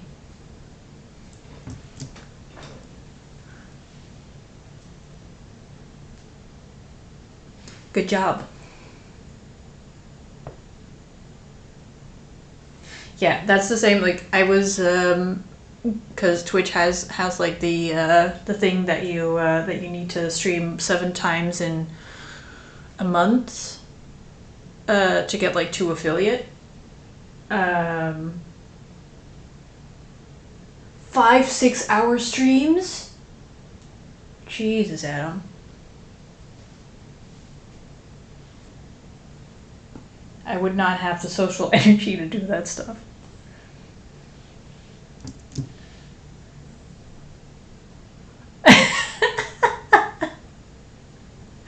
Gee, I wonder why.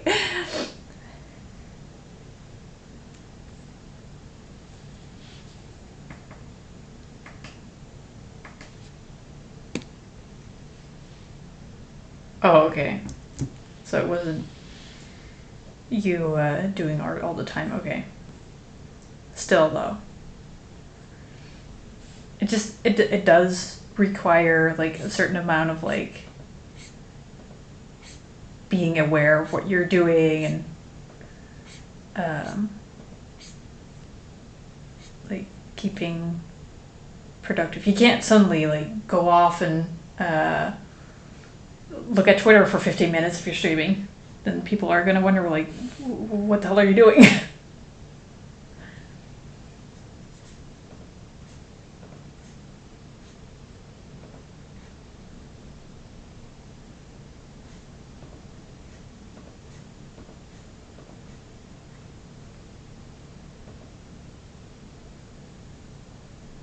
Yeah, I get that. I struggled with that too.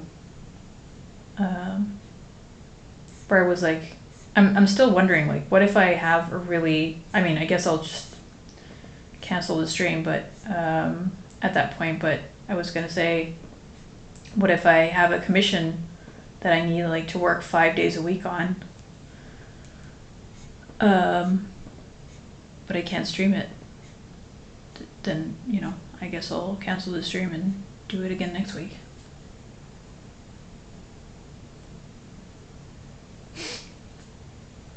for a second, I thought that the bot was like putting on screen "Do not interrupt" or something. That was weird.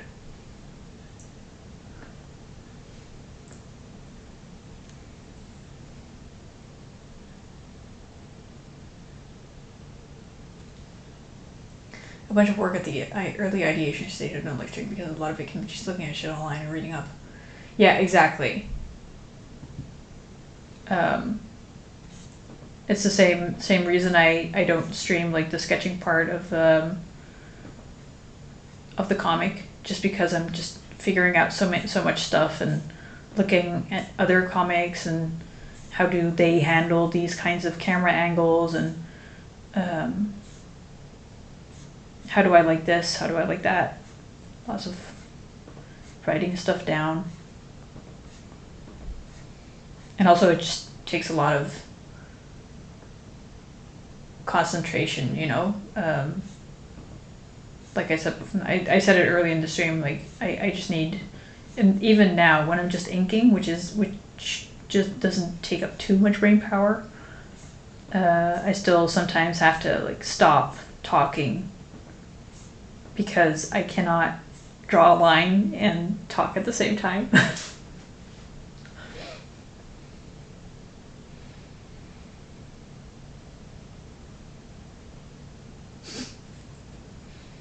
Yeah, I guess for reference, I have like the advantage that I have two screens, two large ones as well. So all my reference is up on the screen, as well as like the chat and stuff. On my other screen, and I'm working on my my Dell canvas.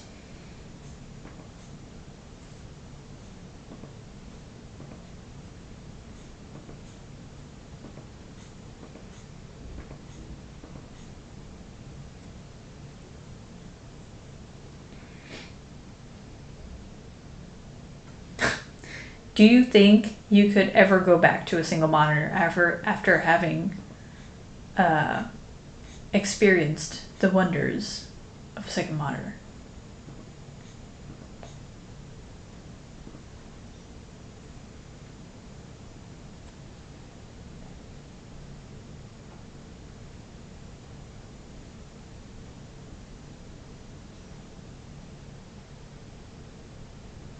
Wait, you're going back to a single screen?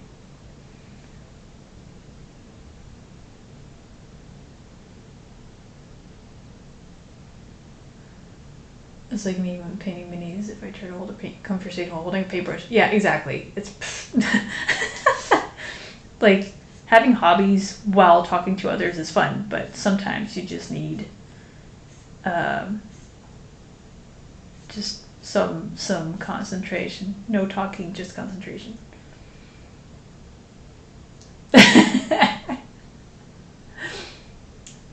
Oh my gosh, Adam. That's not what the, well, I mean, I guess, okay, so I should not talk because I actually have like the second monitor with like reference in the chat, and my and like another window of the comic, but then I have my iPad next to my computer with the stream manager on. So I guess I'm already on a third screen.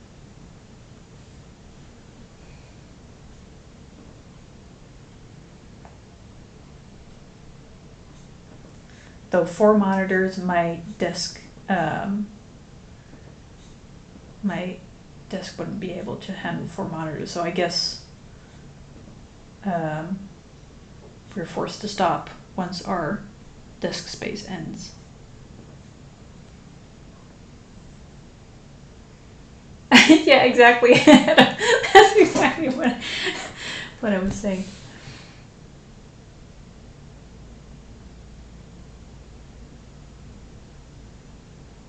Oh, okay. Yeah. Well, I mean, so I have like my second monitor on above my drawing screen. And the thing is just on a stack of books.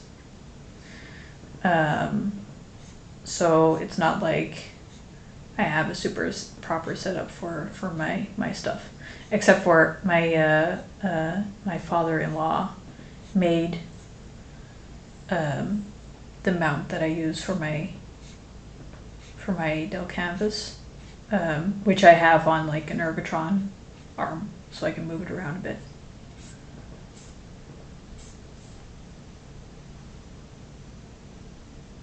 No, it's not that. It's not that precarious. Really, it isn't. And they're like the big art books, and then the monitor is like on top of those. So it's pretty sturdy. Cue me coming back next week and saying, "Hey guys, my monitor fell over." So, but no, so far it's been okay.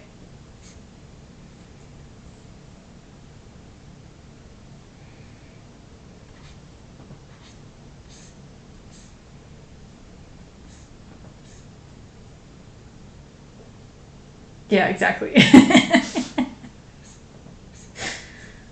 I will come back to you in 1 week, and then we'll see. Actually, I won't come back to you in 1 week, because in 1 week I will be celebrating the holidays and not spending my time. I was going to say not spending my time behind a computer, but I might be spending it behind a computer just to play games or something. Though I don't have that many games on PC, to be honest. I was recently reminded by my husband that I still have to finish Red Dead Redemption on my PlayStation. And I'm planning on getting Hades for my Switch.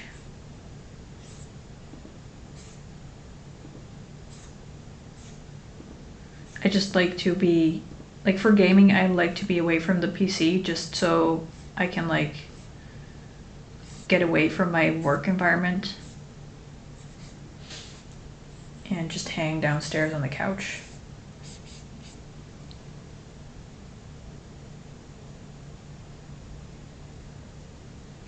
Yeah, that's a good idea, Adam. Is Hades good? Oh, great. Yeah, I've heard a lot of good things about Hades, and it's I'm not I'm not sure from the trailer, but I'm this way with a lot of games. Like when my colleague showed me The Witcher for the first time, I was kind of like, it's kind of ugly. I don't know. I just want to watch movies. And then it turned out to be like my favorite game ever, ever, ever. So I've reached the conclusion with myself that I should give games a chance.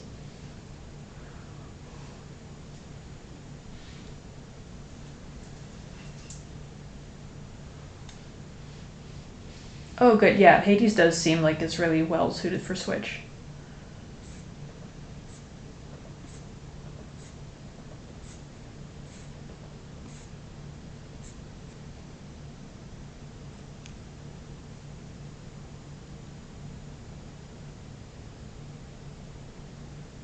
What else has Supergiant made?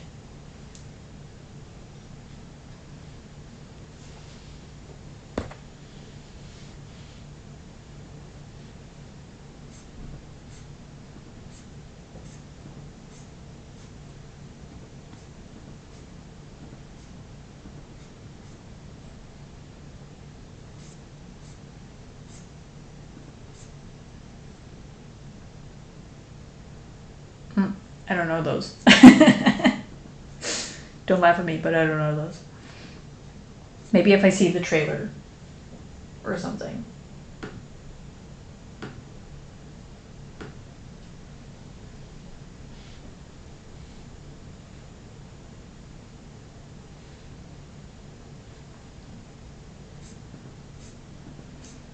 Yeah, that backlog. I'm also like, from everything I'm seeing, I should probably also play Elden Ring. I think.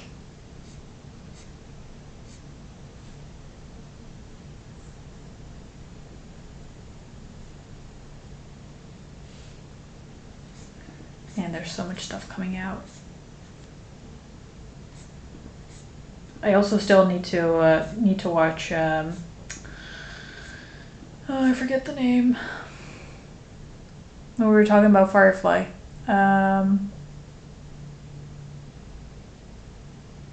Battlestar Galactica.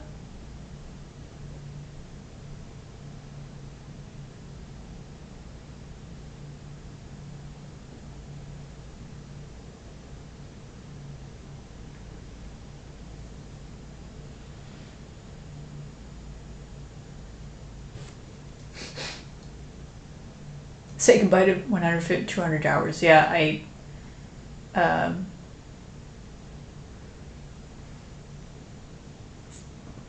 I don't think I mind. I don't mind like long books and long series and long games, just because I have kind of like a hard time committing to like new stuff. Which most people do, I think, which is probably why sequels do well, and why we keep coming back to like Pinocchio and stuff. But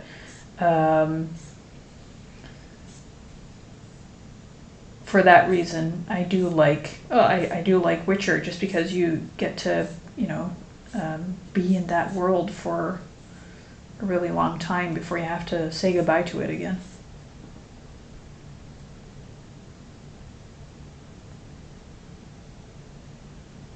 Maybe not Battlestar of the Holidays. All right.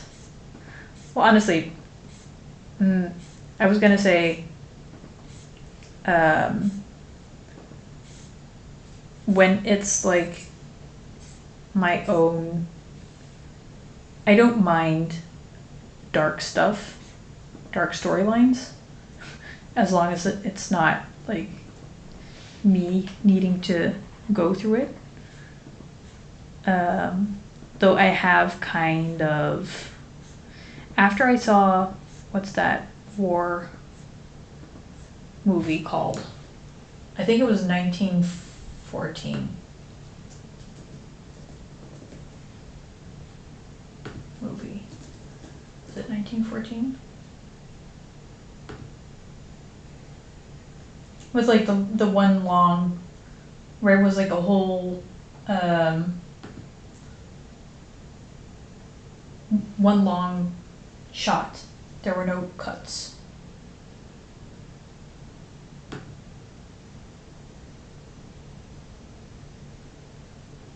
Yeah, it was 1914. Anyway, that one kind of like broke me, I think.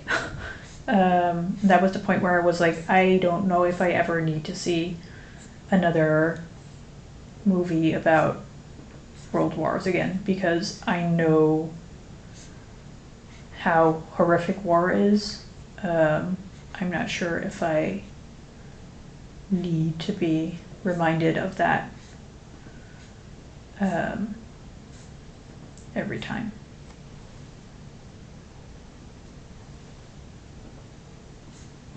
But in general, with like sci-fi or fantasy or whatever, I don't really attribute it to my own life so much. So then it's usually fine.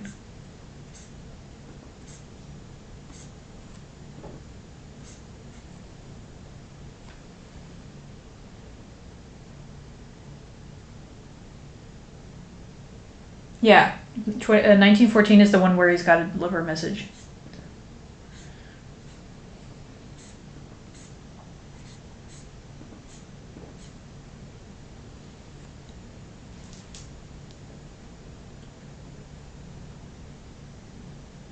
Don't mind dark battle will strip you into another world completely. Well, that's kind of what I'm hoping for. I would not mind some escapism during the holidays, honestly.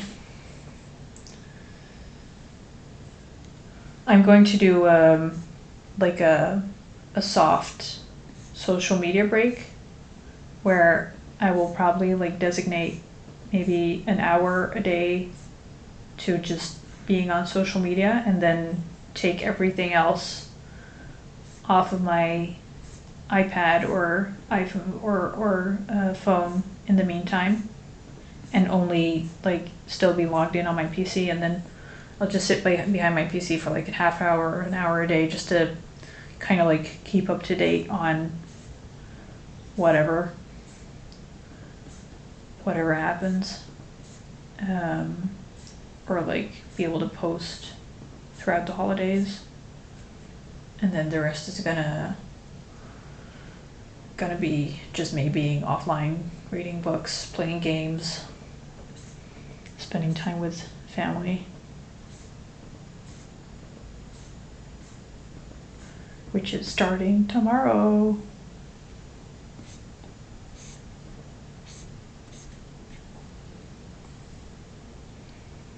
So weird. It doesn't feel like it's about to be Christmas for some reason. I feel like this is the first year where I haven't had that "it's almost Christmas" in the back of my mind constantly.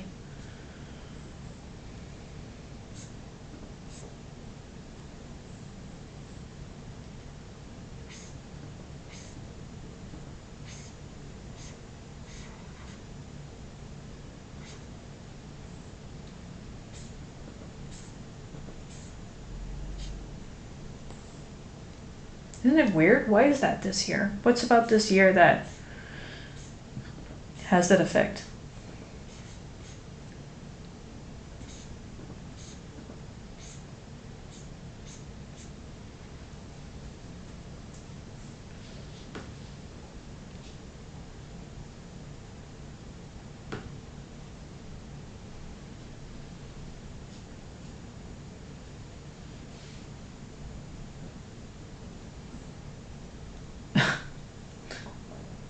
Yeah, maybe that's just it. We're all fed up.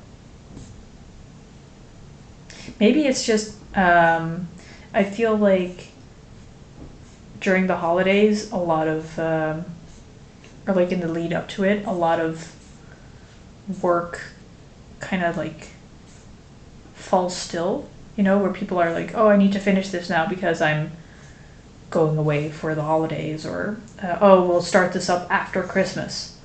And I haven't really had that this year. So maybe that's the difference for me.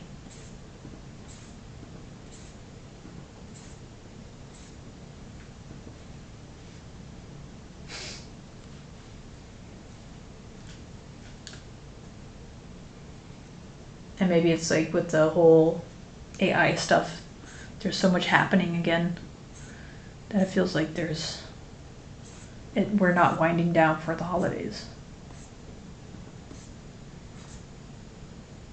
So you try after so much playtime, yeah.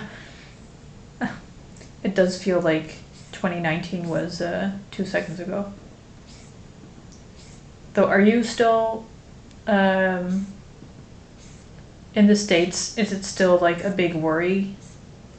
Because I feel like here in Holland, the flare-up, we had a flare-up, I think, a month ago or 2 months ago, but it's already died down again. So people aren't really, it's not really in the news anymore. People aren't talking about it anymore. So it doesn't really feel like it's a live topic anymore.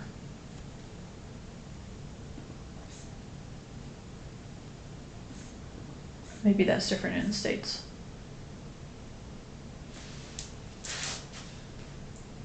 Well, just a bad dream.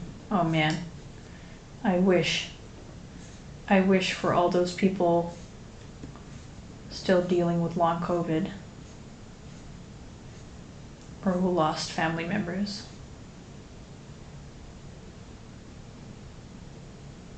Oh yeah, the UK was even earlier than Europe in their not caring.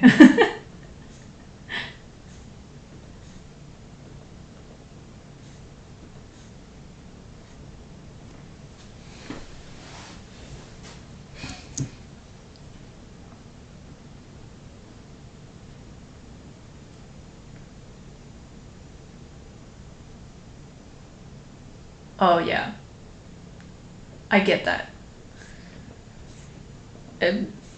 For people who are immunocompromised, it's still very, very close, obviously.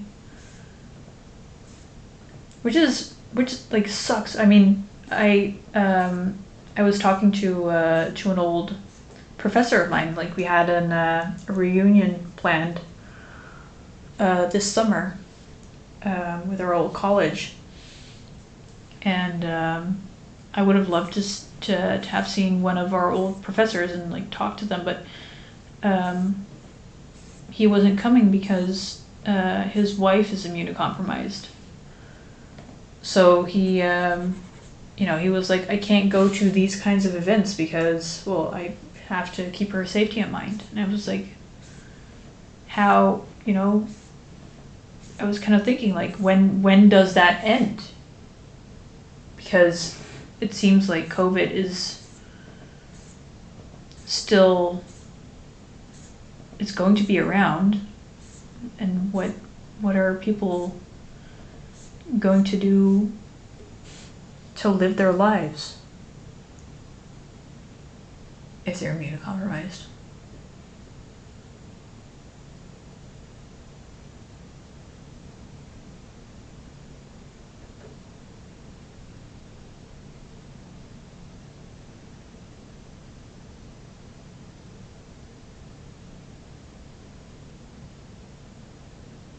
Yeah, it sucks because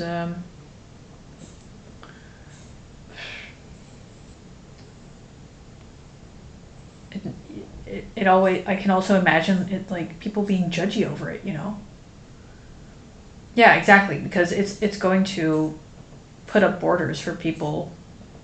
Like I said, they can't go to like reunions or whatever. And how, I mean, you can explain it, but you can be sure that some people will respond badly to it.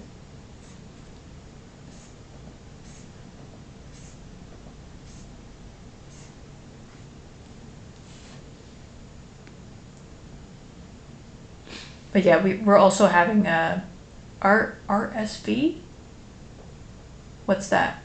Is that the like the kid, the kid, the thing that kids are?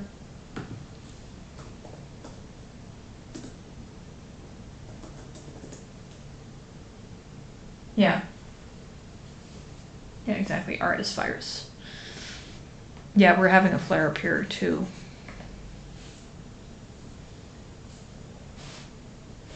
Yeah, the little kids flu thing. Yeah, exactly.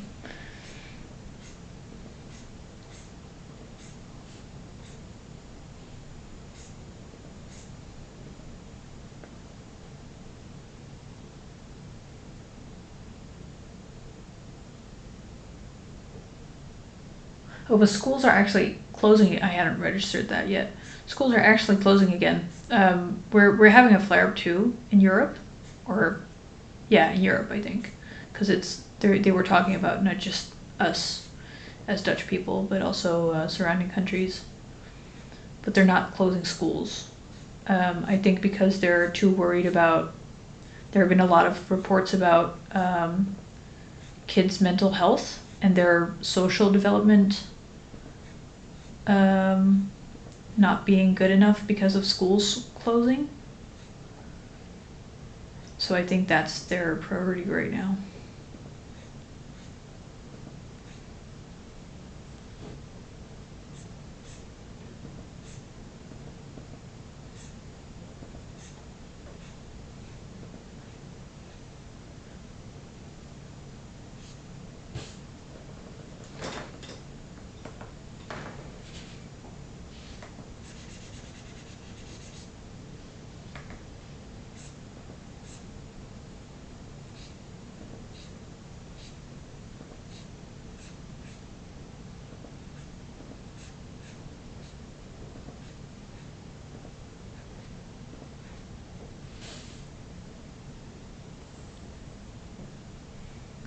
Yeah, definitely. There's no easy answer, right? I mean, um, whatever you do, like you said, people are going to suffer.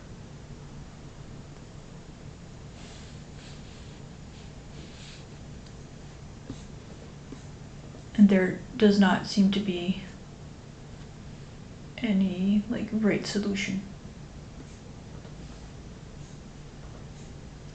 Okay, I'm gonna finish up this panel and then I'm going to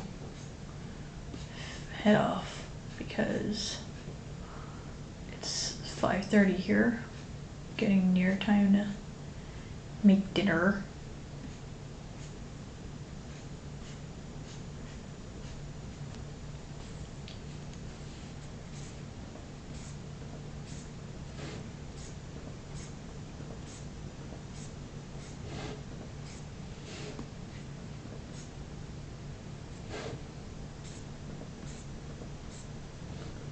So last chance to ask me your burning questions before we don't talk for 2 weeks.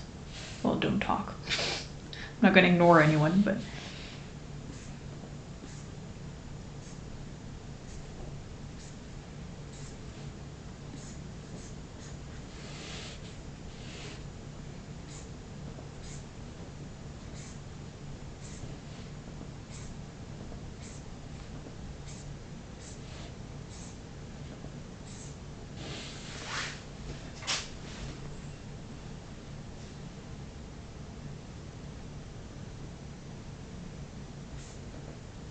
I did buy good gifts, but I can't tell you about them because I think my husband is listening and his presents are still under the tree.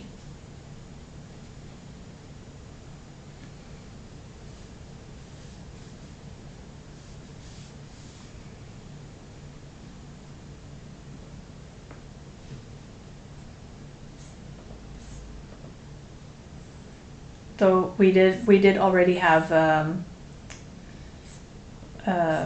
Sinterklaas that we were talking about last time, I think, or something, or the time before that, whatever.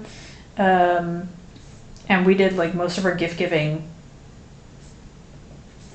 around that period.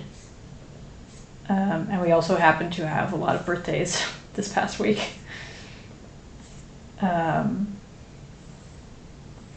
But it's mostly like small stuff. It's not really, we've kind of, except for like the kids, we don't really buy like big gifts anymore.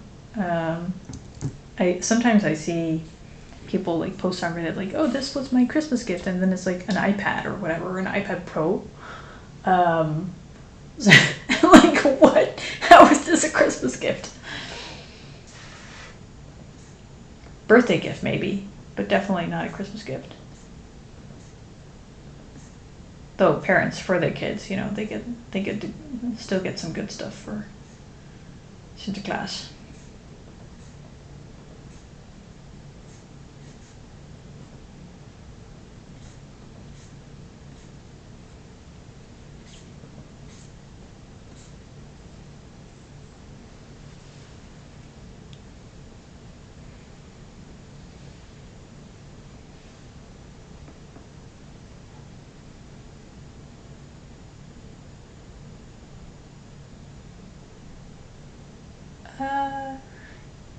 Yeah, for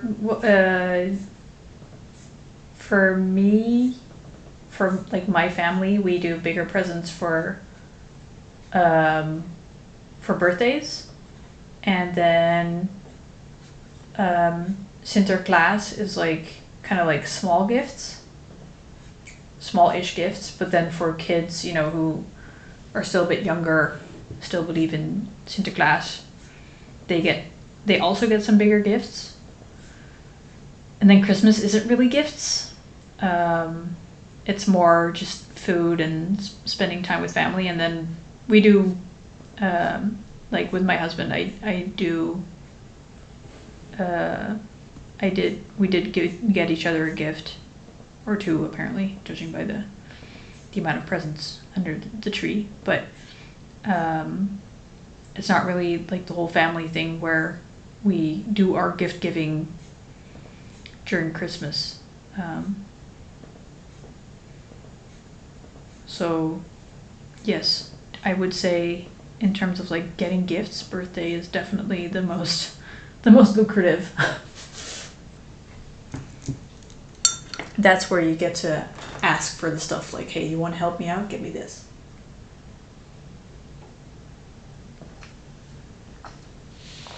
Almost correct. Sinterklaas. It's it's on the 5th of December instead of the 25th, and it's basically the precursor to like Santa Claus, like the guy in red for Christmas, which is still a thing here in Holland. He used to be. It's based on like a patron saint, on the patron saint of children and hookers from Turkey. And you know, being the patron saint of children, you give gifts to children and by extension your family on the 5th of December, which I think it's probably the day he died, but I'm not sure.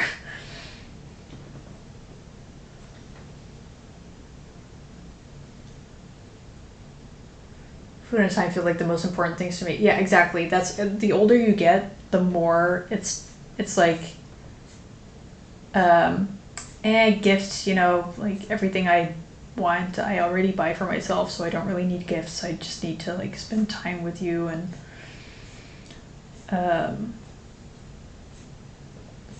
eat some good food. That makes me the happiest.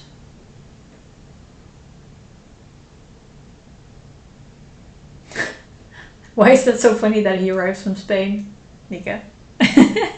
Why is that specifically funny? Because he's supposed to be from Turkey?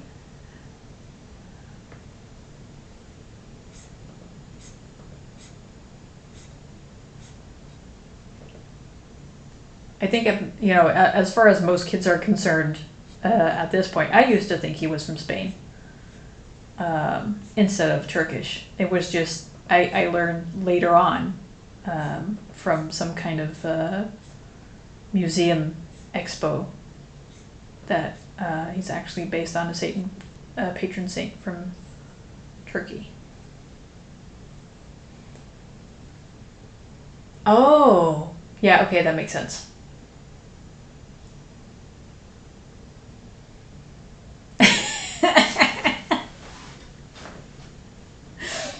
I told you, or maybe I didn't tell you. No, you weren't here that. But I was saying about like these. I feel like religion and like customs and culture and stuff. It just takes stuff and puts it in a mixer, and it goes all over the place. And before you know it, you've forgotten the origins and you've made it your own thing.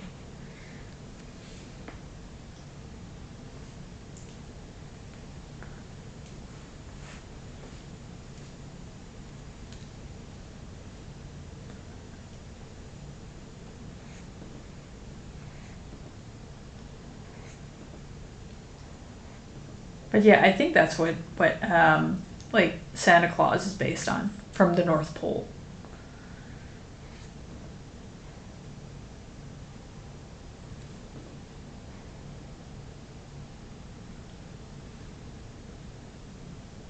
Well, I mean, yours. I think I feel like Fat Santa is more approachable. Um, I never, as a kid, like I liked Sinterklaas just because you know it was like Dutch, and we got like better.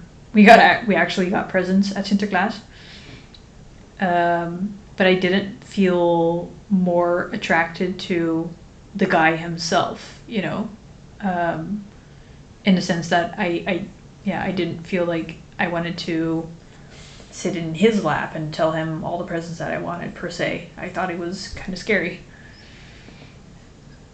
because he was kind of like rickety, I guess. He never really comes across as like a strong guy compared to like Christmas Santa Claus, who actually sits in a sleigh and brings around presents himself.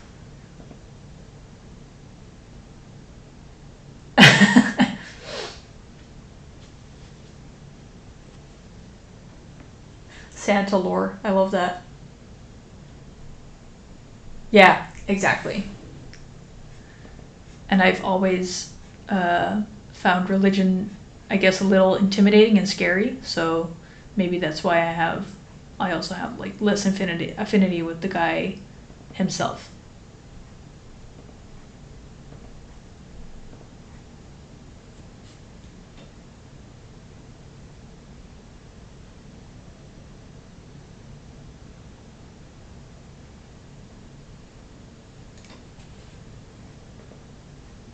But he has oh, you might have heard of that one, like the whole Sinterklaas is the one with Black Pete, with like the racist stuff.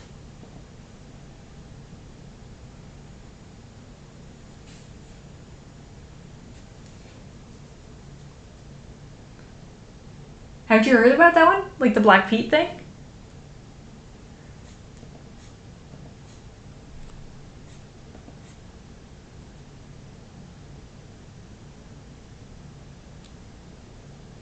Yeah. So no, Krampus is Krampus is something different. I think that's like something pagan that's been morphed into uh, something else entirely again. But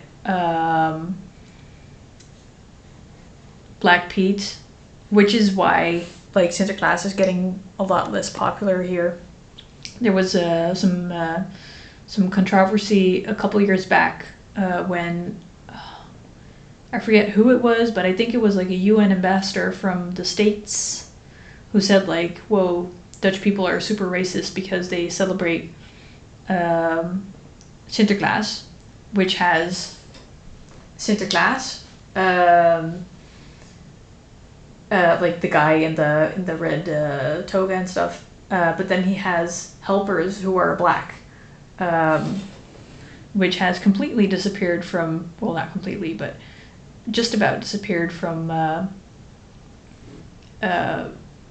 anything to do with Sinterklaas nowadays.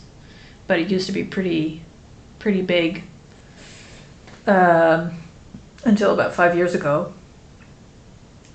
and they were like saying like, "Oh, they're black," but most kids, at least I used to think, because it says in the songs it says Black Pete, black like soot. So I thought he was black from soot. So that's the way I always interpreted it, but you know, other people didn't, and so now the whole thing is just out. Well, actually, now they've been changing them to like kind of like the same outfits, just like less blackface associated. So like a lot of the stuff, because it was based on a lot of Moorish imagery, with like the golden rings in the ears, and they've taken all of that away, and now it's basically white people with smears of soot on their face, but it's actually really clearly soot. So that's how they've kind of changed it, but it's still kind of like a touchy subject. So it's not as popular here anymore because of all the associations with it.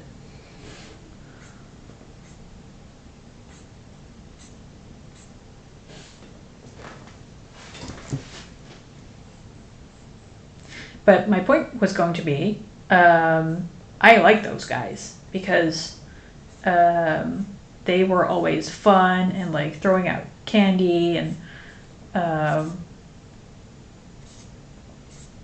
doing tricks and that kind of stuff.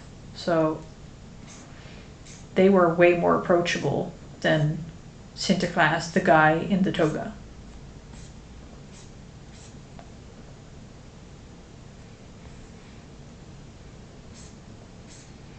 Yeah, I don't. It's it was a bit of it took a bit of searching for Dutch people to see how they could um, adapt the culture in a way that it wouldn't hurt black people anymore, but still kind of stay true to the feeling that they wanted with Sinterklaas. I feel like they've settled on something now with like the soot smears on the face. But we'll see how it goes in the coming years, because people usually, like until 5 years ago, it would basically be totally Sinterklaas in the stores and that kind of stuff until like the 5th of December, and then the 6th he leaves, and then everybody would switch to Christmas decorations. And now Christmas decorations are coming on earlier and earlier, and the whole Sinterklaas thing is kind of like being glossed over. Yeah, Sinterklaas, I mean, he isn't a priest in like this Sinterklaas in like the kids version of it, but you know, he does wear a hat with a cross on it. So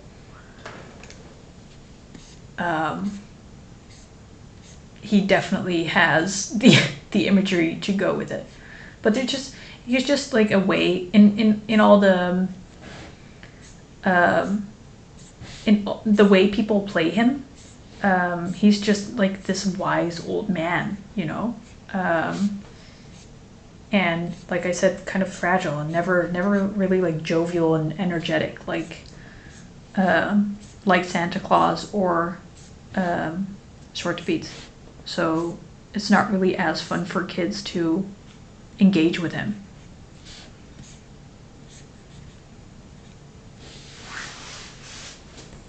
Krampus, however, sounds like way more fun, though probably pretty scary for kids, from what I've seen.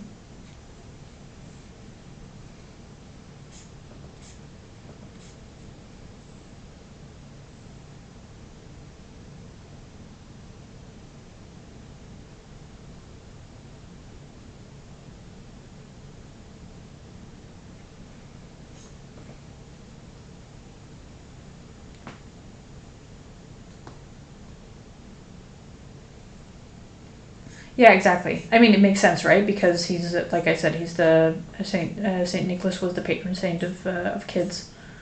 So we actually, did I tell you like the story of Saint Nicholas and how he became the patron saint of kids? I think we heard this story on like a tour we did in Belgium, because there was a church there with him being the patron saint there or something. So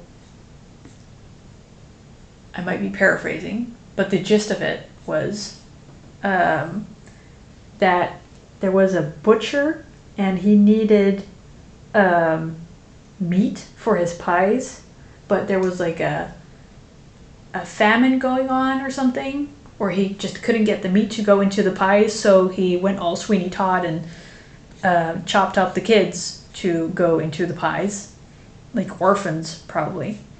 And then St. Nicholas came in and said, "Rise," and then the kids came alive again, and you know, St. Nicholas obviously punished the butcher, and that's how he became the patron saint of kids.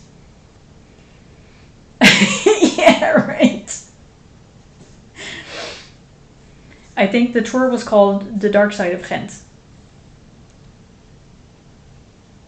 Singing between time. Definitely Sinterklaas is a necromancer. I mean, but aren't all the saints and stuff like bringing people alive again and whatever? It's got to be all necromancy. Sorry if I'm offending any religious people here.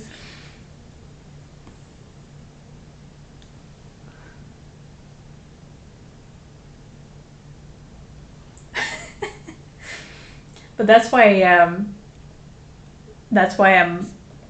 I find it so interesting to hear more about like the origins of these kinds of things, because there's so much behind it that has like a totally different origin than what you'd expect.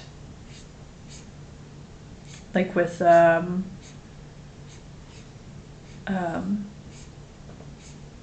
Odin still being, or like the Norse god still being in our days of the week. It was like Odin or Wodan being Wednesday and Freya being Friday.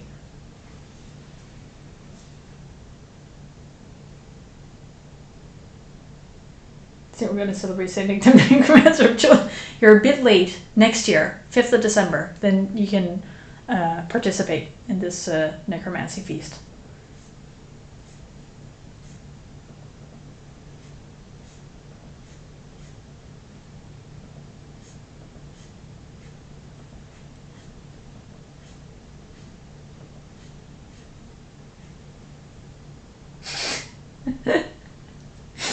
Remind me in 1 year. I will be checking up on you.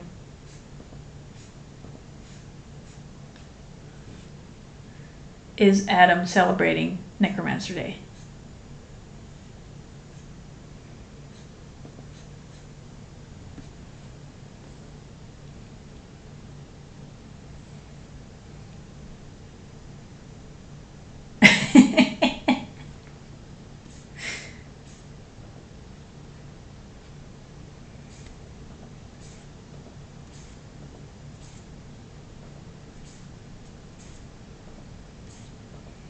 I'd still like to learn more about Krampus though. Like I know his imagery, but I'm not really sure what the and I know that like it's kind of pagan probably, but I'm not really sure what the story behind him is. Like where it comes from, if it's like winter solstice chasing away bad dreams, I don't know.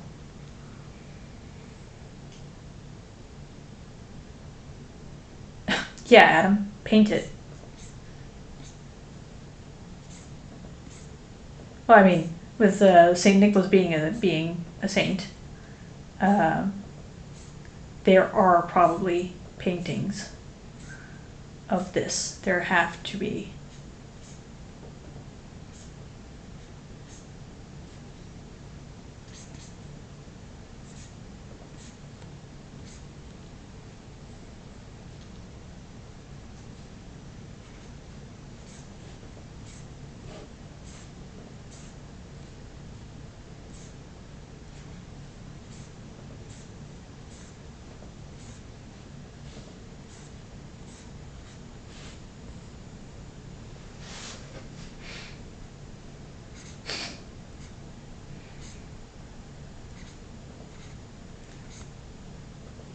BRB getting an idea for a painting on a necromantic Santa Claus.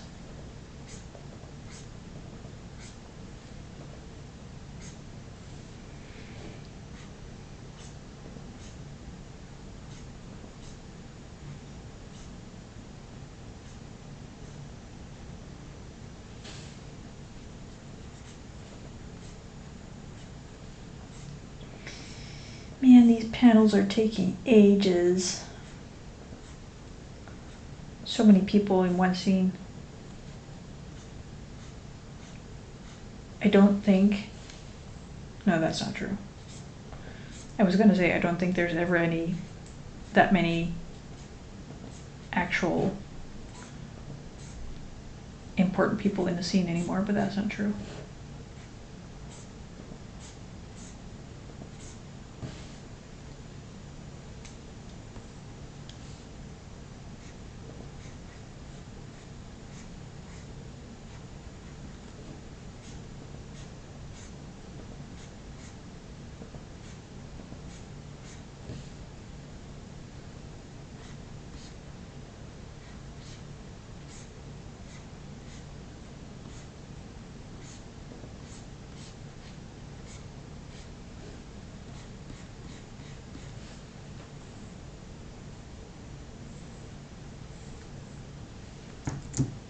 Alright, last character.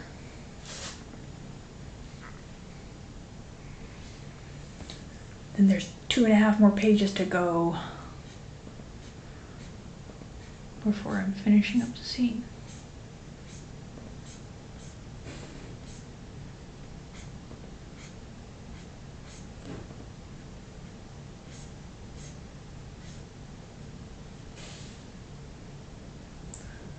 Welcome back, Adam.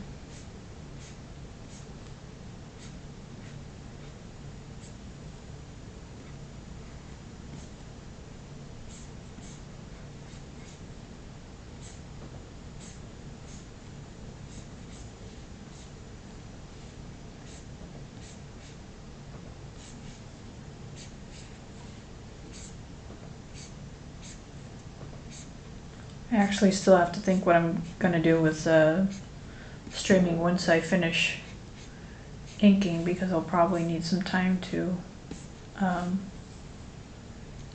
like sketch out the finish up this scene, like the coloring and stuff, and then sketch out the next scene. Though sketching doesn't take that much time compared to all the other steps. Well, the detail sketching might.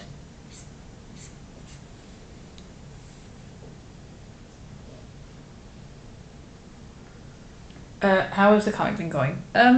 Honestly, I do feel like I've been kind of like hitting my stride. In the sense that, so I did a comic course earlier this year to kind of like get myself reacquainted, because I've always done comics just like for fun, all during, you know, my childhood and high school and whatever. Well, when I was a bit younger, and then I stopped when I was like 16. So I wanted to get into it, get some feedback on my weaker points, I felt, which were like paneling and stuff. And that, you know, led me to a nice style, I think, but I kind of struggled a bit with it again in this first batch of pages. With like, I didn't really like the look of the colors, because if you look at, for example, hold on. If you look at this archive,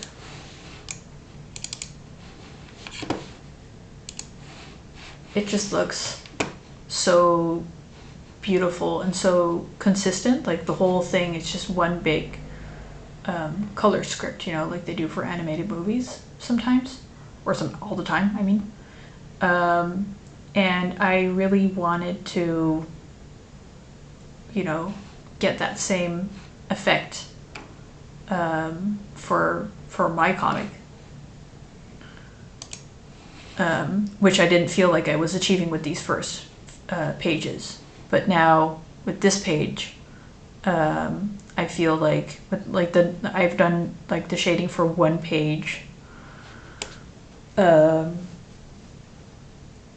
the new scene, and I really feel like it looks way more like I wanted to, and way more like a cohesive whole,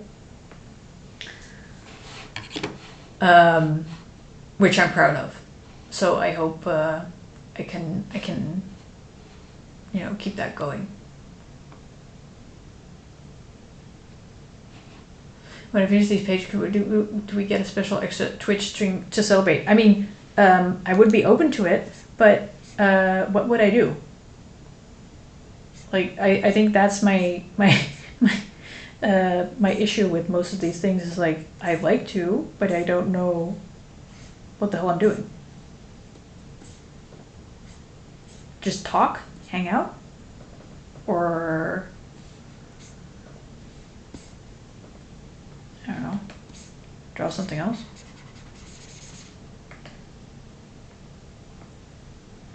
You know, I prepare shit. Like, I don't really do stuff off the cuff. That makes me really uncomfortable. So,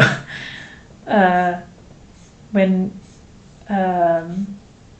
if I just sit here, make it up as I go along. Corgis. That's gonna be your shtick, isn't it?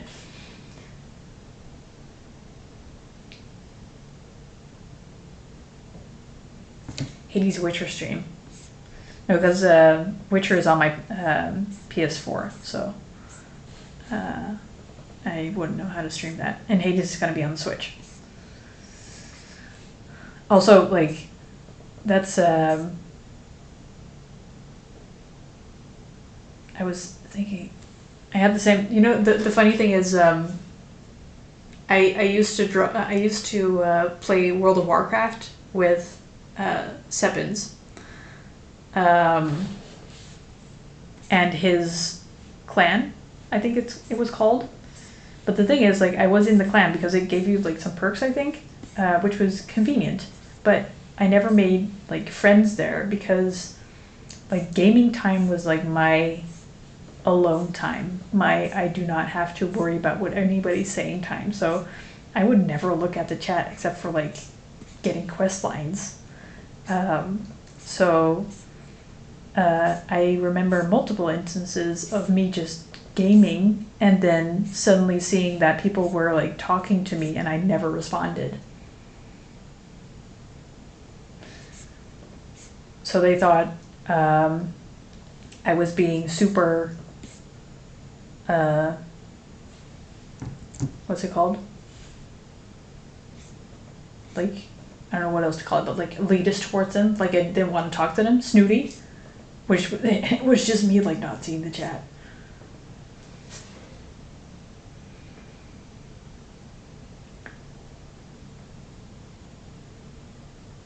Maybe organize some specific activity like challenge of sorts or something that the chat can join in. Playing party games like drawing charades. Is that where the drawing guessing game thing? Oh! Oh, that's fun.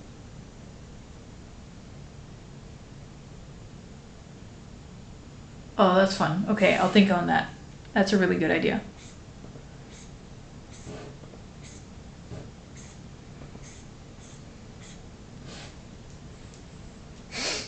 Watch me draw what I think is a car.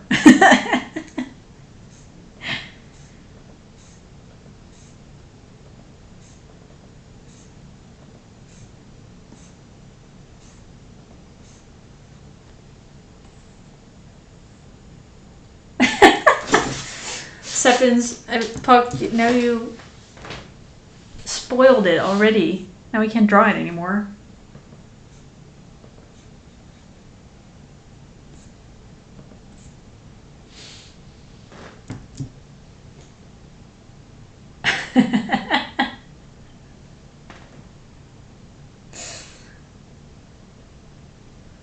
Yeah, that's it. That would be hilarious.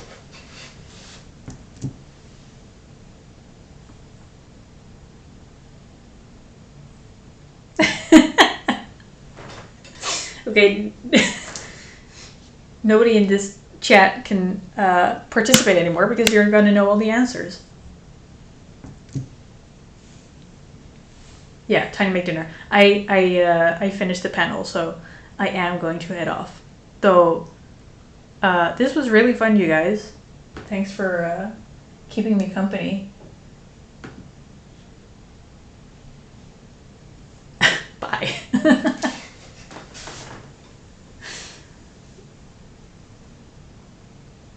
You head on down, and I'll just say goodbye. Anyway, so I will be taking a break and I'll be back on the. I think I'll just keep like the normal streaming to Tuesday afternoons, but for like the next one I'll probably like stream on the January 6th, which is like a Friday, and then go back to Tuesdays or something. Anyway, nice seeing you, and thanks for keeping me company, and I will see you around. Bye.